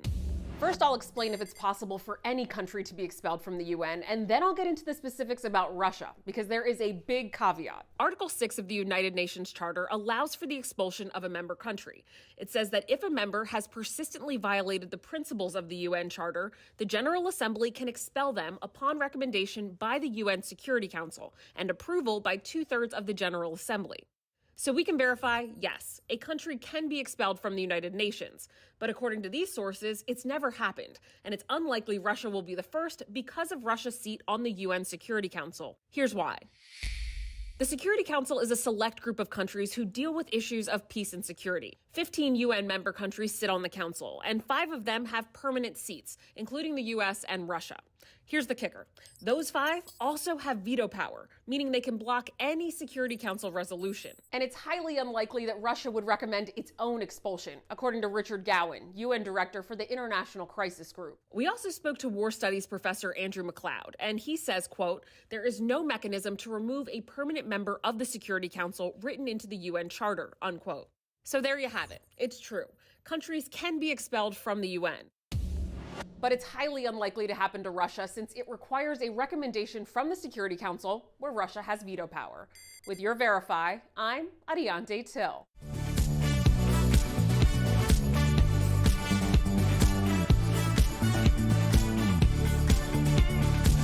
Here's what we're talking about today on Daily Blast Live. Louis C.K.'s Grammy win causes a lot of controversy and questions. Is cancel culture canceled? Plus, the joke Amy Schumer says got banned from the Oscars. Tell me, did you sail across the sun? The lead singer of Train, Pat Monahan, and Bravo reality star Craig Conover will both be here live. And the wild face filters that make you look like your favorite celebs. Even Courtney Cox tried out the Friends one herself. Joey, how you doing? Oh my gosh. Are you insane? This is a sham. No. Nope. Y'all, just stop. Finally here, drum roll. Welcome to DBL. All right, so I got a question for you. Is cancel culture canceled? I feel like canceling Tori with that wave at the It was bad. Hi, I'm a sailor. It was real wide. A sailor. You know, in boats, when you say goodbye to people, you often do like a really exaggerated wave. Okay. All right. So Speaking of cancel. Let's go back. We're going back to cancel culture. Well, one Fox News anchor is asking after Louis C.K. won a Grammy for Best Comedy Album on Sunday. Now, Louis was canceled, quote unquote, and cut out of comedy over sexual misconduct, but has since come back to win this prestigious award. A lot of folks were very upset by this. One person tweeted, quote, "The Grammys are a great reminder that cancel culture doesn't exist, and no white dude has ever been successfully canceled for anything terrible that they do." So we got to hear from you. Is cancel culture, or rather the cancel culture pendulum, swinging back the other way? And is this a good thing in your opinion? What do you think, Tori? I think there's always been cancel culture. And I think the word cancel has been branded really well, and it's really glossy and polishy and scary and mean. And all it means to me is when you hold someone accountable for going against a marginalized group of people. Now, have we gone too far? 100%. Hashtag Aziz Ansari, right? We have gone too far in several instances. But even like in 1950s with Joseph McCarthy, right? He's canceling people left and right because he thinks you might be a communist, right? And he's like, you're blacklisted in all of Hollywood. So don't pretend this is new. This is just a new word for me. Cancel. For me, it's not, right? There's illegal, right? If you do something illegal, whether it's sexual or assault, like we just saw, and there's labels that you put on people that you want people to be canceled. You put on me, let's just use me as an example, right? Even though I'm not canceled. Although I did get removed from a network that I used to be on because of the culture, right? Because of something I said 15 or 12 years ago. I haven't revealed that on air. People always ask, how come you're not still doing stuff for them? Because of the culture, right? So you get labeled something and you put a label on somebody to silence their voice. When you do something illegal, you deserve to go to jail. I agree. When you say something that you have a mistake for, or when you don't need to disappear. Okay, that's where we're at, and that's why I don't agree with cancel culture in today's day and age, because you're using it as a tool to silence my voice. If I have an opinion about something, you want me silenced and I have to drive Uber to support my family for an opinion? But 1 week ago, Will Smith assaulted somebody on stage, and we're saying, what's the road for him to come back? He assaulted somebody. An assault is less valued as a community than a verbal I don't know. I'm just so confused about the whole thing. And when you say people need to be accountable and held accountable, by what means? By what means? By the culture, to be honest. Society has changed. So if you say something, Tori, and all of a sudden I call you a racist because of something, one word that came out of your mouth one time on television, is that fair? Why do you think cancel culture applies to you so specifically? When I talk about I'm using myself as an example. Do you want me to use Chris Harrison? No. Do you want me to use Mike Richards? Do you want me to use Aziz Ansari? No. I think here's the problem too with the idea of cancel culture is it's so subjective. You know, like what it's everybody else's lens, people right. think that it's like, oh, you've been canceled and you don't get to work again. Like, I understand that you're using yourself as an example, but you're sitting here working. You know, like that says something. What I'm saying is when you are talking about it subjectively, then there's this formula, if you will. Like there's the idea of, does anybody care? Because that's really important. It's the idea of, is this really a cancellation, or are you at a point in your career where something would have changed anyway because the culture has changed? It also has to do with what your impact is. And that impact could be your impact digitally, it could be your impact monetarily, it could be whatever your social impact and currency is. But, okay, Tori, if you say it's accountable culture, which, yes, Harvey Weinstein, great example. But then why is someone like Marilyn Manson, if you've seen Phoenix Rising on HBO and the allegations that Evan Rachel Wood, horrific torture allegations that she brings against him, he just won a Grammy. Right. No big deal. And so did Louis C.K. Oops, there goes my green tea. Louis C.K. too, but to that point, the Grammys don't have a code of conduct like the Oscars do. But who gets canceled? It shouldn't be a code of conduct. It should be society. But some people get canceled, some people don't. Right. But and who's to say? It goes back to the fact that it is subjective because people can say that they've been canceled, but really it was just the end of this era. Or it could mean that there's just another, like people, I just think people use cancel as to say that it's the end of the road for people. And as we can see by all of these examples, it's not necessarily if your social currency is still there.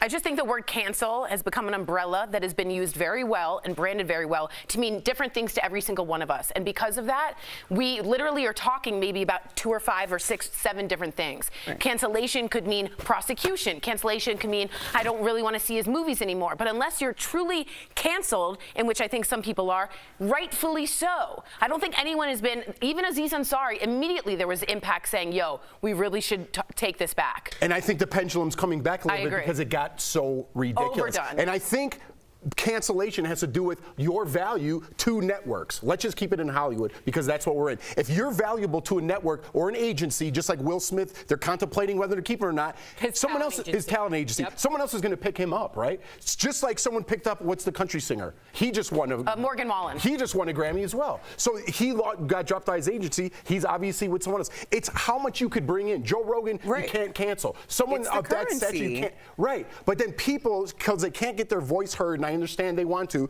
they can't take down those big figures. They go for regular run of people. Hence the Mike Richards. Hence the other guy from The Bachelor. Whatever. It's just I can't wrap my head around it because it's so insane. And that producers, executive producers, not on this show, I'm saying other networks, are abiding by what social media says when it's not even a real place, but they're running their network that way. It baffles me and blows my mind. That's why I'm so taken back. That's why I'm so passionate. You don't like the fact, and I agree with you here, you don't like the fact that the Aziz Ansari's gets, or even the Chris Harrisons, if you want to say, get put in the same category as Harvey Weinstein. As a Harvey Weinstein. Because cancellation has been used to highlight everything. That's not fair. Be more distinct with your words about cancellation, and that will go away. But what's the road for redemption? We got to go. What's the road? You pay your sentence. I'm kicked off one network. Is it done now, or do I have to apologize the rest of my life? Does Will Smith, every time he goes up for an award, have to be like, hey, I'm sorry about 2022? When does it end? Well, when does it start? Talk about it during our break. Go to our YouTube. We're going to continue the conversation. Coming up on DBL, Selena Gomez, maybe one of the most followed people on social media, but find out how she's managed to stay off the internet, you guys, for years. I think that's the answer. Perhaps. I mean, we'll get into it. And the lead singer, you guys, I cannot wait for this, for Train, Pat Monahan, will be here live to talk all about the band's new music. Plus, we got Dr. Coley here to discuss the latest medical headlines. Stay with us. Closed captioning provided by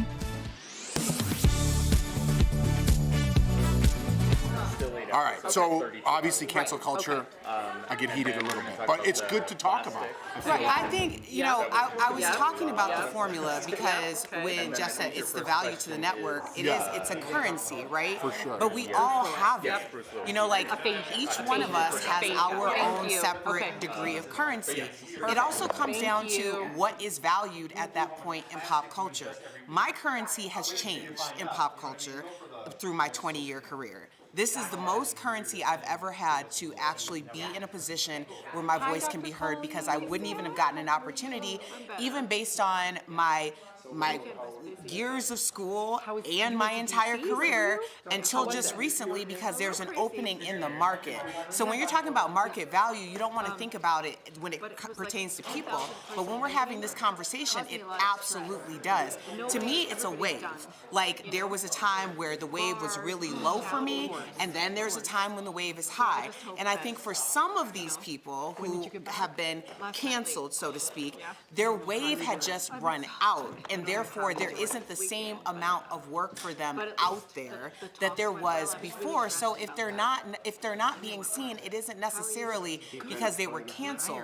It's because the situation that they were in that moment had run its course, and now you're waiting to ride that wave back up. But I think that's just the entertainment industry. No, Erica makes good points. She makes good points. For me, it's a little more personal and my personal experience with everything. Right, and I respect what Erica's saying, because she's absolutely right too. There is so many different ways to break down cancel culture, which I think is why you could always talk about it, because Dr. Coley might see it one way, you might see it one way, my personal experience might see it. So everyone has a different opinion of what they want. And then there's just jerks on there that pile on, and then the network listens to them. That's a whole different thing. And that drives me crazy. So always, if we have nothing to talk about, bring up cancel culture and I could get going. Because it can go into so many things, like Q ratings, like what the audience thinks of you, are they receptive, things like that. So it has a lot, there's a lot going on behind it.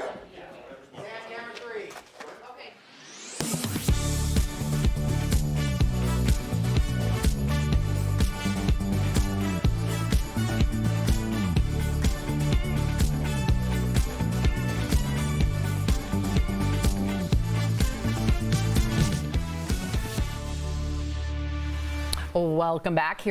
Here to offer her diagnosis on the headlines everyone's talking about. We paged our medical expert, Dr. Piacoli. Hi, guys. We missed you. Okay, so really important. A lot of people are still worried about Bruce Willis. So we got to ask you, and just to refresh the memory of all of our viewers, Bruce Willis recently retired from acting because of his battle with aphasia. Talk about aphasia and how common is it? So aphasia is a disorder in the inability to produce language or to understand it. And if you think about what we do when we make language, we speak. So there's an expressive aphasia where we can't get the words out, or we mix up words. That's called paraphasia. And then there's a receptive aphasia where you can't understand what somebody is saying and you're talking, but they can't understand you. So it's word salad. So it's a bunch of words strung together that don't make any sense. Not that common, about 2 million people. The most common cause of aphasia, however, is stroke. Wow. Yeah, it can also happen after brain injury, after infection, as you get older with some degenerative conditions. But I can only imagine as an actor how difficult it must be, because the way you talk, what you say, how you say it, defines who you are as an actor. Heartbreaking.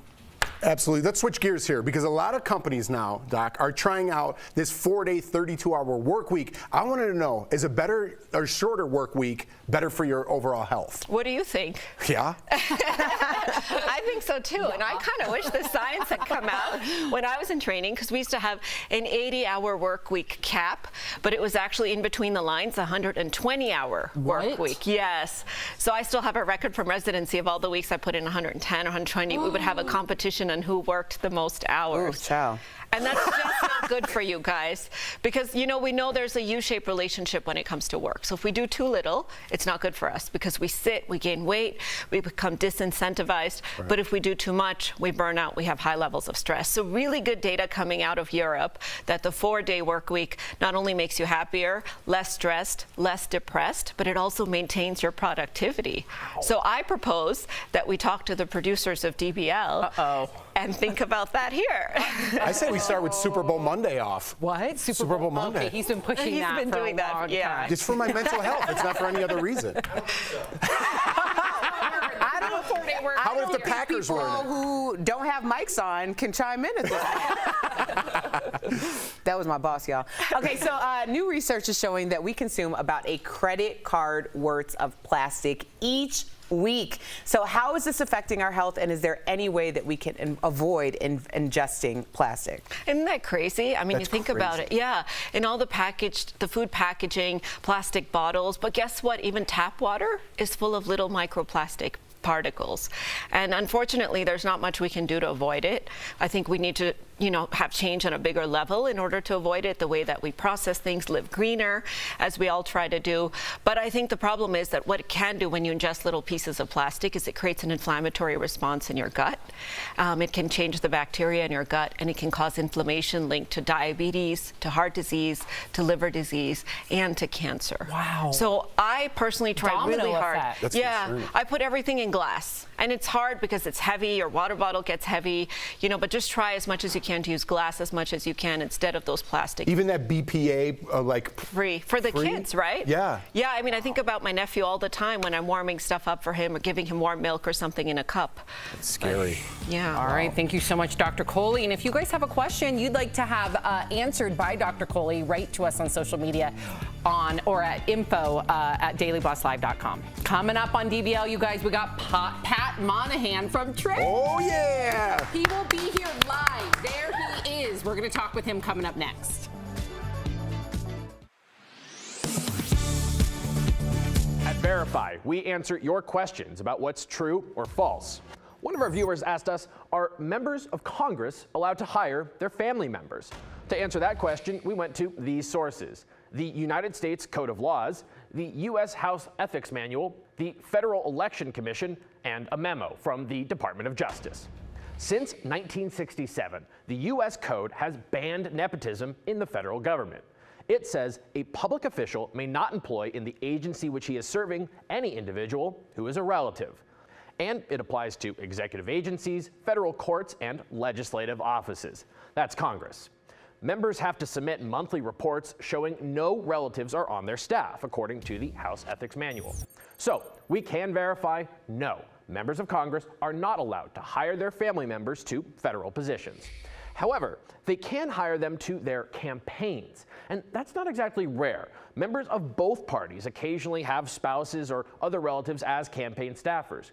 Campaigns are paid for by donations, not taxpayer money, so they're governed by different laws. Okay, now you might be thinking, well, what about the White House? Didn't President Trump hire his daughter Ivanka and his son-in-law Jared Kushner?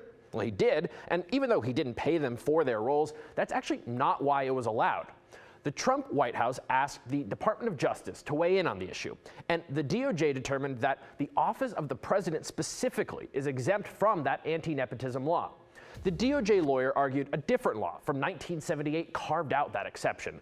That law states the president is authorized to appoint employees in the White House office without regard to any other law regulating employment in government service. And in fact, Trump isn't the first president to exercise that authority. President Bill Clinton appointed his wife Hillary to chair a healthcare task force in 1993. With your Verify, I'm Casey Decker.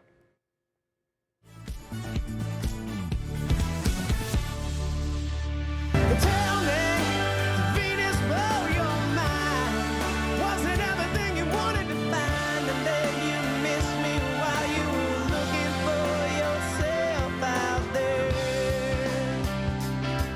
Oh my gosh, welcome back. That was Train's hit song, Drops of Jupiter, one of the biggest, most recognizable singles of our time. They've been belting out the hits since 1994, and here to talk about that journey, please welcome their lead singer, Pat Monahan. Hi, guys. Yes. Okay, so have you ever wondered, because you guys kicked off your career like with a big bang, right? So have you ever wondered how different your career would be if your breakout hit was just some fluke and not a meaningful hit like Drops of Jupiter? Or Meet Virginia. Sorry. Well, the first song we had, was Meet Virginia. And I remember I was painting houses in the Bay Area, and the song came on the radio, and I just turned around and went home because I was like, I'm on the radio.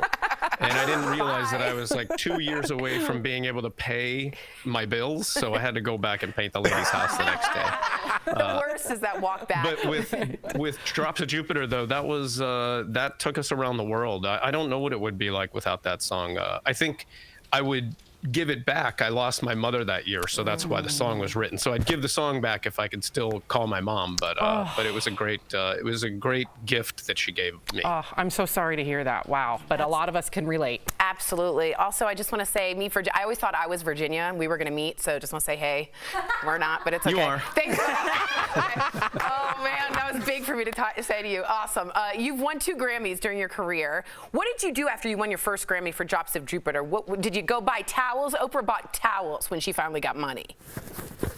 I mean, that wasn't money to me. That was that maybe I fit in somehow because, I've been looking for a place to fit in my whole life, and still even now, like with AM Gold, the new album, like where do I fit? Like how does somebody who's been doing this for 25 years be on the radio? But that just made me feel like maybe I belonged here. That's all. I never felt that, so thank you. All right, let's get to AM Gold. We're going to get rid of Tori right now. AM Gold is your first original album in 5 years. What was it like writing and recording new music during the pandemic? Did that actually help you guys? Well, it started out terrible because, we had to write over Zoom and whatever else we could figure out how to do. And so for the first 6 months, I was like, I'm not doing it. And then when I finally got the hang of it, I realized that maybe this could be the best way possible. And we started to write a better record because of it. We related better. We talked more. We talked and then hung up and did the work and then reconnected. And I think we made a much better record because of it, actually. Spent many nights with you in a bar, my friend. Yeah, right? I would love that. Let's start now. Yeah. Well, Pat, now we're listening to your new single, also titled AM Gold. So what were your influences? Because we're hearing a little disco and a little rock. Yeah. So the whole album is like a throwback, and my manager was like, this sounds like one of those old AM Gold compilations. And so if you listen to the entire album, it's got old R&B sounds with Philly strings and horns and, heartbreak songs. And AM Gold was the song that was missing as far as like, where's the disco? Where's the Bee Gees? And so this is like a self-love song that every generation should have for themselves. And it's like, you don't need the people that don't need you. We're all out here on the dance floor. We're in the bar. Let's just come and hang out with us. Yeah, well, I love it. And I also love that microphone. I'm going to get the tea on that after. Man, that's so sexy. It's sexy. It's not even on. It just makes me look really like I know what I'm doing. It's on. I know it might sound with a little kiss of reverb when I hear it. Pat, it's interesting because on the weekend I partake in some fun, and you're on my playlist all the time. And there's always one thing I wanted to ask you since we have you. In your song "Drops of Jupiter," you say a line that says, "Heaven is overrated." Why did you choose that line? Well, like I said, my mother had passed, and she came to me in a dream and was like, I can do all these things now, including swim through the planets and come back with drops of Jupiter in my hair. But I'd rather be there with you. Like, heaven is overrated. Oh my God. This, you should really pay attention to your life, because this is important. I got to tell you, you got me choked up with that, and I always pause when I'm singing your song out loud on my patio, and you just gave me a totally different meaning for that, Pat. So, bless you, I got to tell friend. you though, when the song came out, people thought that I was saying Van Halen is overrated. So I was getting hate mail like crazy. You're like, I'm not talking about Van Halen. And he wraps it up with a joke. Yeah. I love him. Pat, you are teary-eyed over here. Thank you so much for chatting with us, and to our viewers. Thank you guys. You can pre-order your copy of AM Gold out May 20th. And don't forget to buy your ticket, by the way, for Train's AM Gold Tour, which is kicking off this summer at SaveMeSanFrancisco.com. He'll be at Red Rocks. Thank you so much, Pat. We'll be right back. Thank you. We're going to keep Tori away from that concert.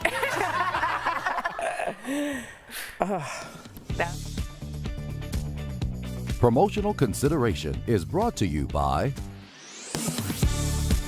Last week, the FDA approved a second COVID booster for adults over 50, the initial 2-dose COVID vaccine, and now a second booster for older adults and people with compromised immune systems rolled out pretty quickly. That group is now on their 4th shot, while the youngest Americans haven't received their first shot yet. So now some parents are wondering, what's taking so long? Viewer Ann Haven wanted me to look into it. She said, my 2 children, ages 6 and 11, got the COVID shot months ago, like in December. We're still waiting for my 4-year-old to get vaccinated. Shouldn't the vaccine for kids under 5 be out already? Is there a holdup? Well, let's verify. Our sources, Dr. Christopher Ohl with Atrium Health, Wake Forest Baptist, and Dr. Janet Woodcock, the FDA's acting commissioner. We'll start with the FDA and the 4,500 children as young as 6 months that are enrolled in Pfizer's COVID vaccine study. The initial data shows the children were either given a placebo or 2 doses lower than 3 micrograms. The children in the study who had the 2 doses tolerated them, and Pfizer planned to seek emergency use authorization in February. But Pfizer decided to push that back until they received the full data after 3 doses. That data is expected this month. Now, Dr. Woodcock is the FDA's acting commissioner and confirmed it was Pfizer's decision to wait for the full results of the 3-dose study, which should be available by April. Dr. Ohl explained why waiting for all the data is so important. The antibodies that were developed, instead of going up to here, went up to here. And so the antibody response to the 2-shot series in the youngest kids wasn't as high as what we would have hoped as it was for the older kids. So we can verify, yes, originally Pfizer planned to seek emergency use authorization in February. And yes, there is a delay in the vaccine for the nation's youngest Americans. That delay could end any day now, since the data from the 3rd dose is set to be collected this month. President Joe Biden unveiled his budget proposal earlier this week. Shortly afterwards, he posted this tweet, quote, "This year, my administration is on track to cut the deficit by more than $1.3 trillion. That would be the largest one-year reduction in the deficit in U.S. history." So let's verify. Would a $1.3 trillion reduction in the deficit be the largest single-year reduction ever? We looked at data from the Federal Reserve and the Congressional Budget Office. Both agencies track every year how much the federal government takes in and how much it spends. The difference between those numbers comes out either as a surplus or, more commonly, a deficit. The Fed has numbers going back to 1901, the CBO to 1962. Both sets of data show that the largest one-year reduction in the deficit ever was in 2013. That year, the deficit shrank by $396 billion. That's a lot, but still nowhere near the $1.3 trillion decrease Biden projected. So we can verify, yes, if the deficit shrinks by $1.3 trillion this year, that will be the largest single-year reduction in history. With your Fast Fact, I'm Casey Decker.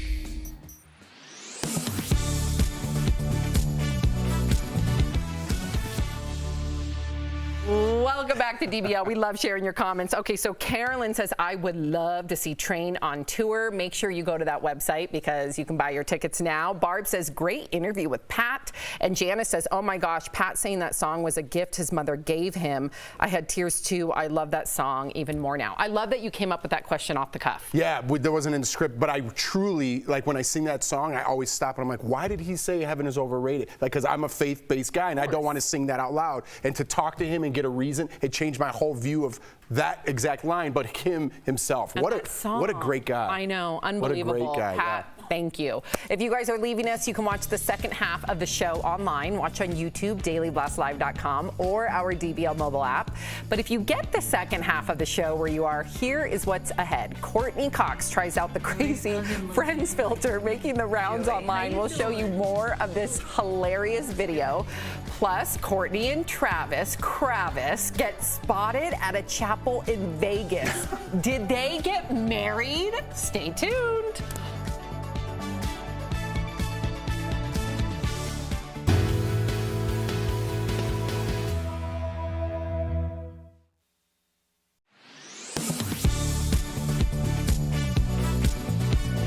For Russia to be kicked out of the United Nations amid the country's ongoing attacks on Ukraine.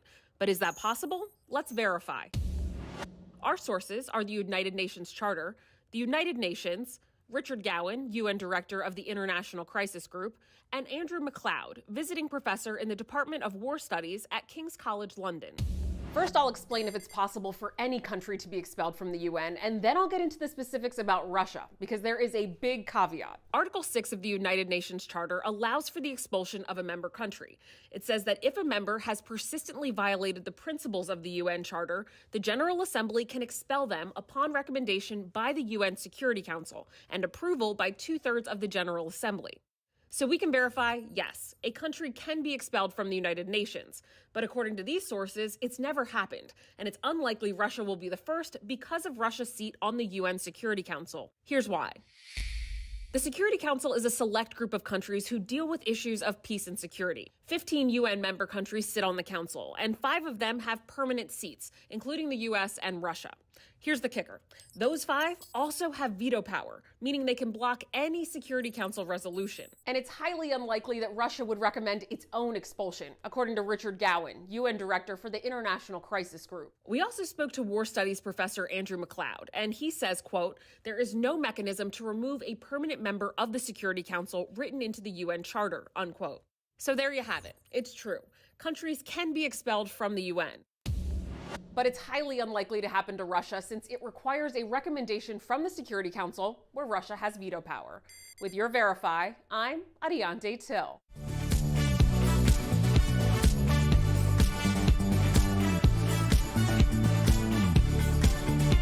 This is Daily Blast Live. We're talking about what you're talking about. Oh my gosh. Are you insane? This is a sham. No. Nope. Y'all, just stop. Finally here, drum roll. I don't think we can bring. I'm in a bad mood. What? Hey, everyone. I know we're on the air. We're having a side conversation. Welcome to DBL. I was looking for a ride.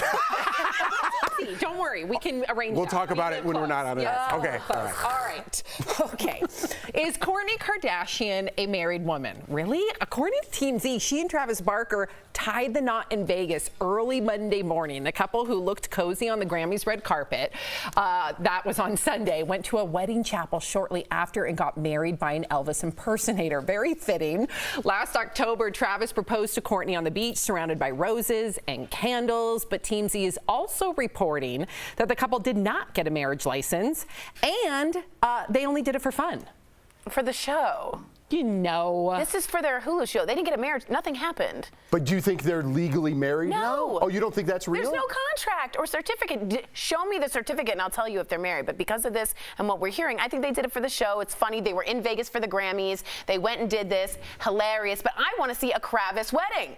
I want to see black wedding dresses. I want to see goth punk stuff like you, Sam. Bats, maybe. Bats. We need some pre-dripped candles. From your company, Byron yes, & Co. They already have a really cool candle of ours with like a Kourtney and Travis like lock that they made, that Mark made them. So fingers crossed. Wow. But I want to ask you guys this, because TMZ is reporting that Kourtney and Travis did not get a prenup, maybe because to Tori's point that it wasn't a real wedding.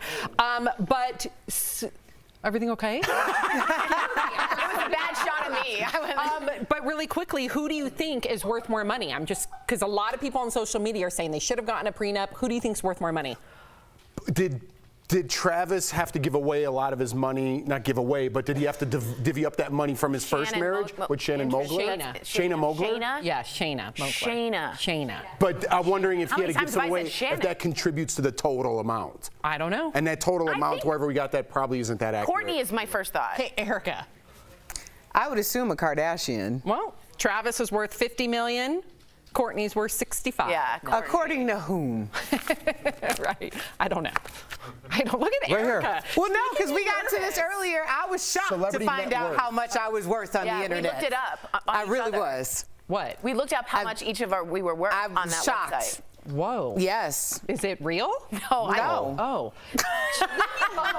I'm literally having a case of the Mondays and it's Tuesday. Selena Gomez has not been on the internet. Are you guys ready for this? For more than 4 years. Selena told GMA that even though she has 310 million followers on Instagram, she doesn't use the app herself. She doesn't know the logins to any of her social media accounts, and she's happier because of it. Watch. It has changed my life completely. I am happier.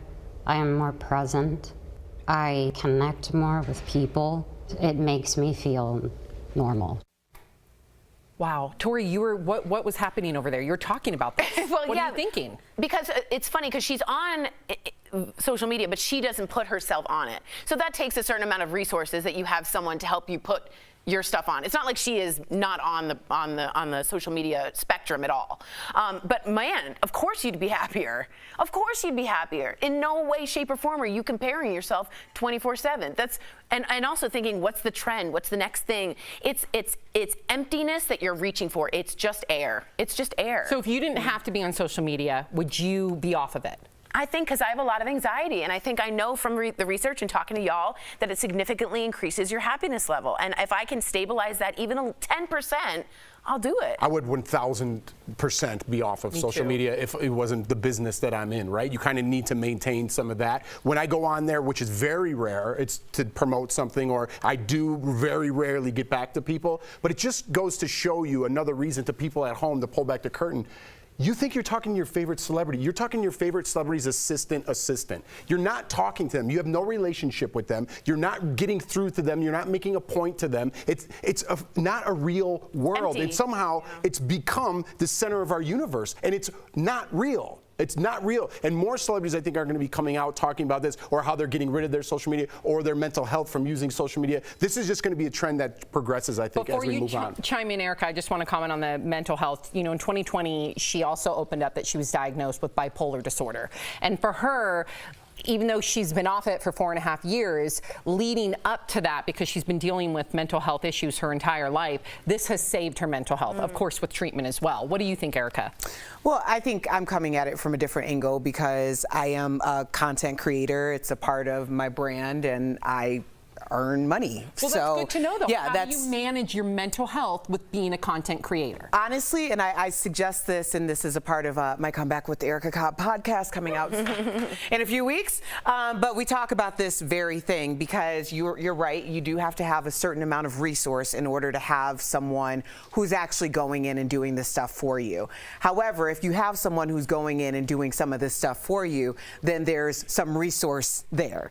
However, for the average person, especially for parents, I would strongly suggest, and there was a while, like 1.2 seconds, that I had my sister go into my accounts and just delete anything that was overly, not that they were disagreeing with me, disagreeing is fine, but when they're abusive, aggressive, things that other people are gonna read and be offended by on my page, I never see that. That's why I'm like, I'm not kidding, y'all. I don't see that. My sister couldn't do it because she's like Solange in an elevator, okay? So I had to get a third party. That's all you have to say. Yes. Amazing. Yes. So, but yes, that's one way to do it. Find somebody who can extract those things so that you're just going on and really engaging with people who are really there for you. Curate your experience. And real quickly, there are things on Instagram that you could put in words that you don't want and it won't show up on your feed. So there are little tricks that I'm learning because my wife is pushing me back into it, but there are things you could do at home. That's good to know. Yes. To help with the mental health. Absolutely. Yes, Absolutely. but make sure you go to our DBL Instagram. We have a Tory filter on there. Speaking of filters, some celebrities are trying out face filters on social media with some pretty strange results. First, Madonna recently shared this video on TikTok puckering up to the camera. That had fans wondering if she was using a face filter or not. Ew. There is an actual Madonna filter on the app, by the way, where you can transform into an 80s version of her, but as you can see, it's even more disturbing. And then there's Courtney Cox. She was less than thrilled with the Friends filter on TikTok. Check it out. Hi. Really? I don't even look anything like Shore. Joey, how you doing? Ooh, looks good with an earring. Or two. Oh, hello. Who was that? Is that Monica? Not sure. Rachel? I have no idea. This is one of the worst apps I've ever seen. Wow. Chandler has rosacea. Oh my gosh. Okay, so what do you think of these filters? And did I hear you tried it out? We tried it out earlier. Let's check it out. I haven't seen it yet. Who do you think? Who's that? Ross. Well, it's Chandler then Ross. Joey. You kind of look like Joey. I Who's- know. Is that Rachel? I don't know who that is. Jennifer Aniston. Is that Phoebe? Phoebe. Yeah. Who's that? No, that's Rachel. The Okay. first one. No, is that Courtney? Who's that? That's Chandler. Chandler. Why does everyone get scared of the Chandler filter? Because it looks the closest. Maybe. Know who they are, but it's weird. It's not great. Did you try out the Madonna one? I tried. You guys know I played Madonna, of course, in the biopic, Japanese 4-hour-long Legend of Madonna. TV Asahi. Didn't you And just so was the dance in it? explanation, 4 hours long. Let me tell you, it was a 2-day event. Anyway, there it is. This is a clip from it. This is borderline. People on the bottom. Oh, so people, it was like TRL. They were watching the biopic. No, it was a Look big at this. deal. Oh my gosh, look at you kissing. Ew, Tori. Why'd you say ew? Because I don't want to see you make out with people. It was weird. The whole thing is weird. But this is the updated Madonna filter. 3, 2, 1, roll it. Of the sky, I close my eyes. Heaven help me when you call my name. It's like a little prayer. Yeah, so that was Madonna. Not too bad. But you could have just done that for that Japanese biopic. I mean, just it would have showed up gone with the filter. Gone viral. It would have gone Who viral. would have assaulted that DJ? He had consent. I had consent.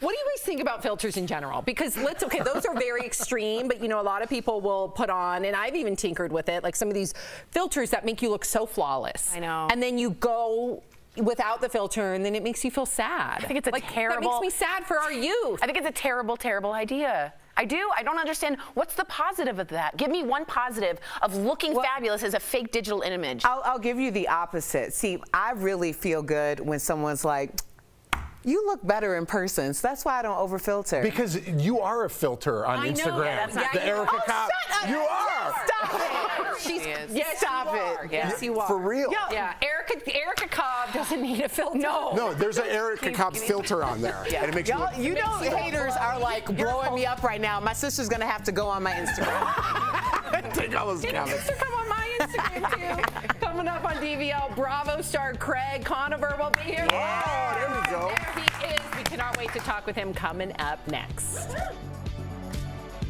Closed captioning provided by. Come over here, I have a joke. Okay. You guys want to hear a joke? Nervous. I'm like, Yes, Tori. We do. Okay. For your question, What's the best thing about get uncomfortably close, Taylor? What, like weird close? What's the best thing about Switzerland? I don't know, but the flag's a big plus. Oh, she's on that too. I've been telling everyone that joke. All right, someone said I look like in the Madonna filter Leslie from American Horror Story. It did look like an American Horror Story. The chin is so square, almost like Gaston from Beauty and the Beast. It was almost like Madonna in drag. It almost kind of looked like that, which was interesting. By the way, what's going on with Madonna? We all are a little bit worried. Too much work is being done. People are all over Twitter. They're talking about it. She did this weird zoom in. Maybe she was on some substances and enjoying her dinner, but I was worried. We were worried. Look at Anthony. Look how cute you look. Thank you, thank you. We're talking to Southern Charmer. No, Southern Charm star. Yep. So you have two questions. If we get to that last question, great. If you don't, Is there room for them to come back? I would love to see Stassi come back. Real quick, Yes. he does have some opinions on what he heard us talking about. She's going to write something in the prompt Oh, about great. that. And also, you're going to have to ask him, is he in his closet? Why? Yeah. Oh, great. That's my question. Oh, that is? So we'll Great, just let. never mind. Yeah, oh, we're gonna keep It's like, it. and Erica's like, wait. I just added it. Yeah. Because I know he's big on, well, he was big on Instagram, Craig. So I'm a fan. I watch Southern Charm. My wife turned me on to it, so I know who Craig is. And him and his buddy Austin, if you guys watch the show, they do some goofy stuff on Like what? Instagram. Like get drunk and then just answer questions and stuff. Oh, really? Yeah, they're pretty goofy, yeah. Look at Kelly. Kelly's See, so, you guys look. get a shot of Kelly. She's very excited for Craig. me. Very excited for Monsieur Conover. I wonder if it's French, almost like a Louisiana French. All right, we gotta go. Just in case you excuse me.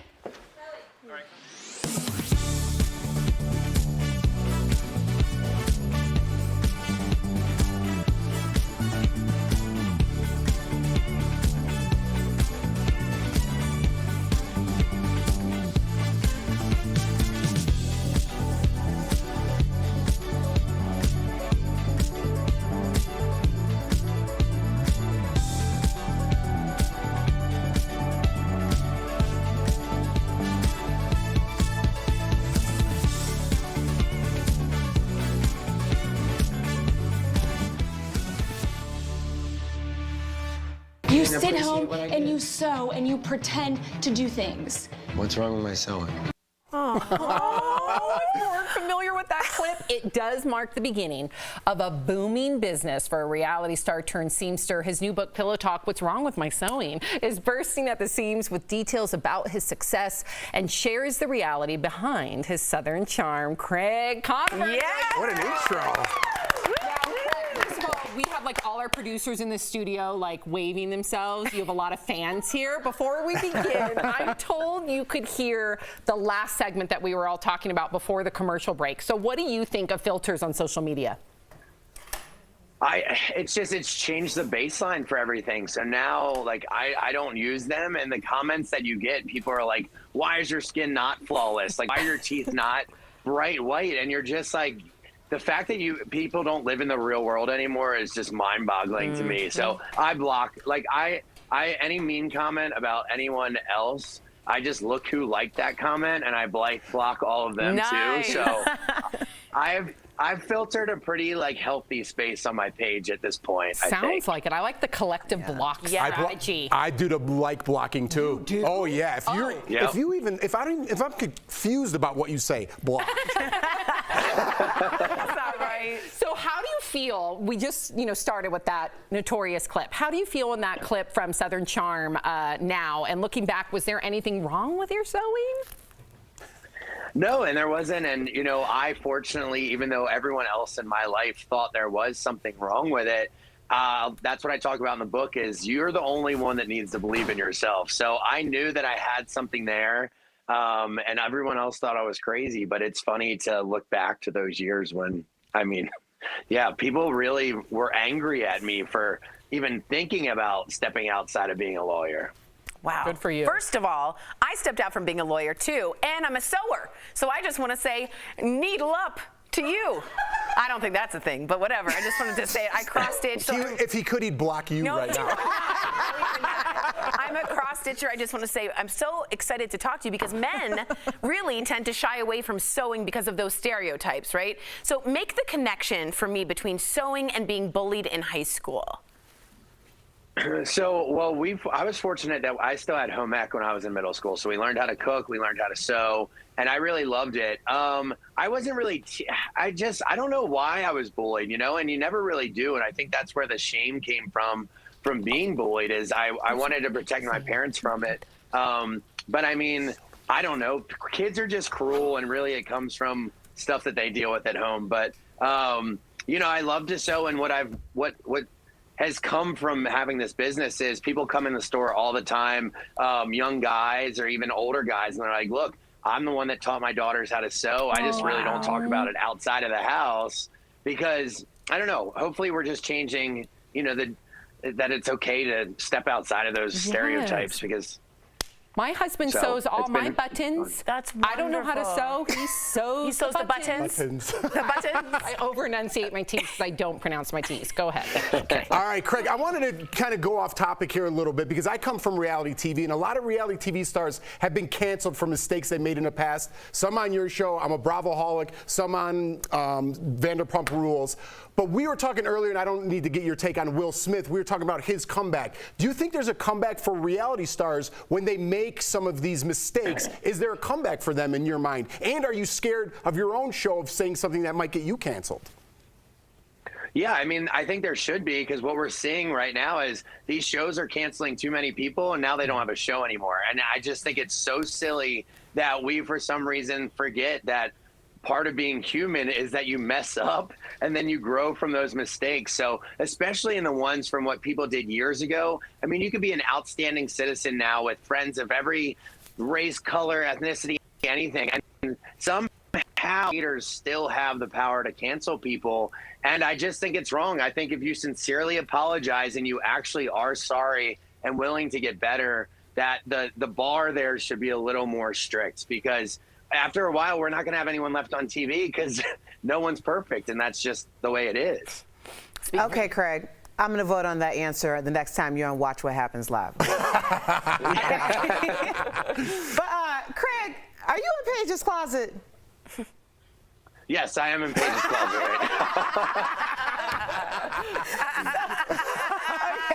All right. We just check it. Okay, but let's get back to your ex, Naomi, because obviously this whole thing has been cemented in history. So in that clip from Southern Charm, how did you end up working with her on your new book, Pillow Talk? Because wasn't she a hater? Yeah, I mean, I was very fortunate with the timing of stuff because basically she had just broken up with her ex here in New York, and she called me and apologized for everything and really came clean about her behavior back then and everything that I had always wanted to hear and that everyone else in my life. So when it came time to write the book, I was like, hey, you know, I don't feel right telling our story without your input. So she actually interviewed with my writer a couple times, and that's why I feel so comfortable with, you know, what we put out in the book. So you're saying you sewed that relationship back together? Yeah, that was a good one. Yeah. Like, that's you redeemed yourself. Yeah. I mean, well, really for me, I was like, just admit that you didn't leave the show because you wanted to, but because your boyfriend made you. And she admitted that, and that's why she's back on the show now, because no one really leaves. Never mind, I won't get into that. Ooh, that's a part we want to hear. Yeah. No one really leaves what? But yeah. I mean, not too many people leave reality TV on their own fruition. You're always allowed to say you're leaving on your own fruition, but a lot of times, other than Cameron, like, you know, not too many people out there actually left because they wanted to. That's a great point. Good tea. I got tea over there. Okay. Reading between the lines. Yep. Craig, thank you so much for joining us. DBL Nation, you can pick up a copy of Craig's book, Pillow Talk. What's wrong with my sewing? He's also taking his podcast on the road. Visit pillowsandbeer.com for upcoming dates in a city near you. Are you coming to Denver? We will be in Denver, but not for a couple months. So I'll definitely let you know when we're out there. You let us know when you're out here and come join us on the panel. I'll bring the beers. I'll bring pillows. I would love that. I would love that. Thank you. Bye, Craig.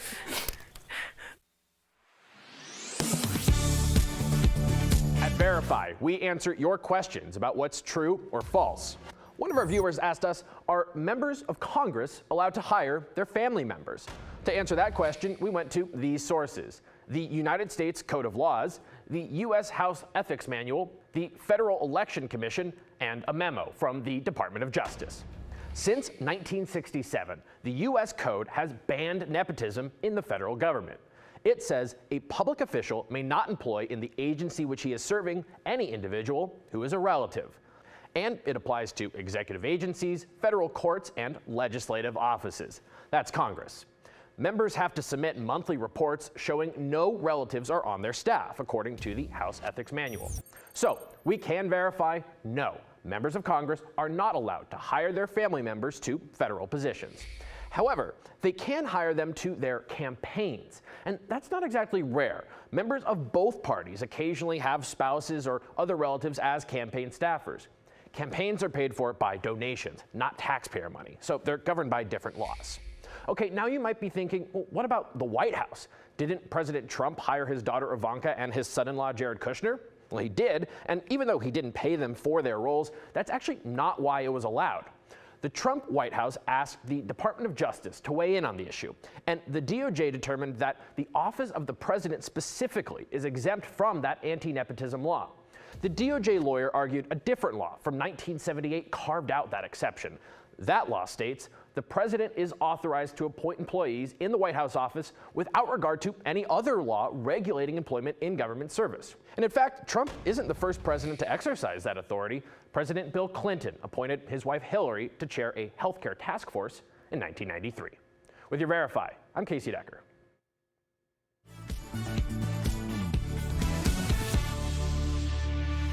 Welcome back. Many Americans gained weight during the pandemic because of stress and social distancing, but as the world is opening up, more of us are starting to participate in social activities. So that's today's focus on fitness presented by QB. Data shows that 16 states now have obesity rates of 35% or higher. That's an increase of 4 states, Delaware, Iowa, Ohio, and Texas in just 1 year. However, the good news is physical activity can help you lose the weight. QB is a great way to get some quick exercise regardless of physical ability or age. Try their under-desk elliptical at home. Call 1-800-556-2089 or visit QB.com to learn more. We'll be right back. Promotional consideration is brought to you by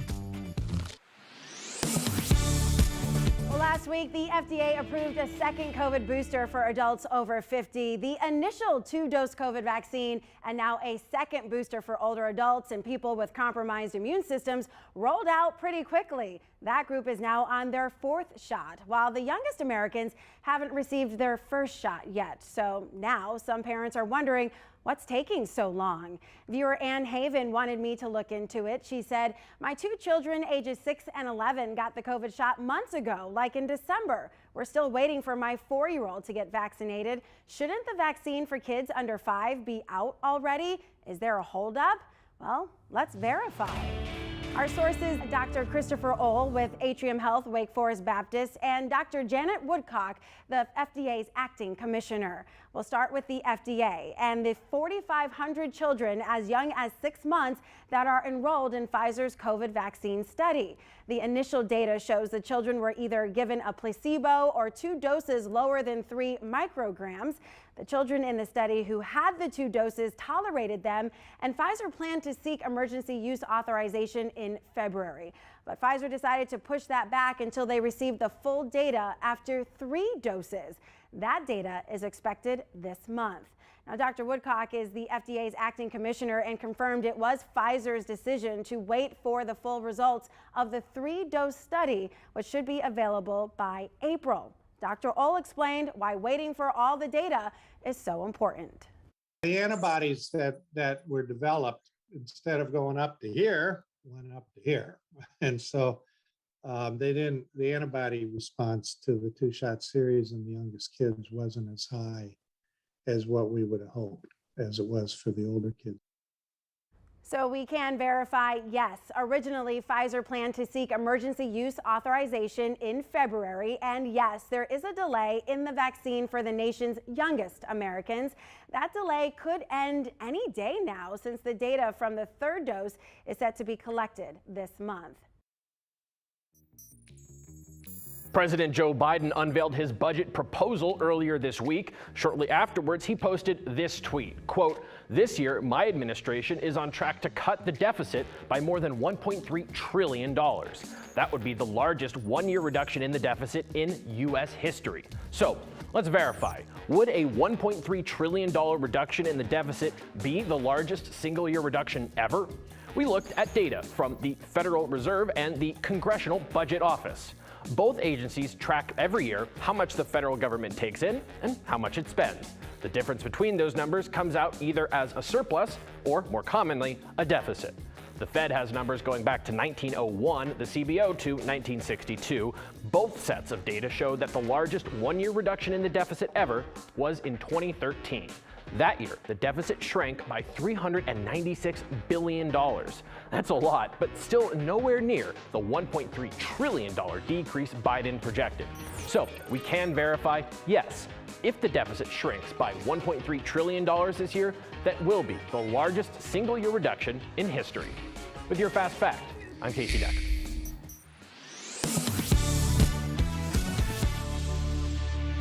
Welcome back to DBL. We love sharing your comments. S. Purpose says pillows and beer. I love this guy. Jackie says Craig seems so nice. Love his take on filters too. Speaking of filters, Carla just chimed in. Tori, that Madonna filter. Can we talk about that again? Can we look at it again? Do we? Oh, here we go. No, not this part. No. Nobody wants this. Watch this. Look how not into the kiss I am. Look at this. If you are not uncomfortable right now, look at the audience. They don't even wait. Where's the Madonna filter? Do we have that too? Can we end with Tori's awkward Madonna filter? Oh, here we go. I look like Gaston. Gaston from Beauty and the Beast. My jaw is so square.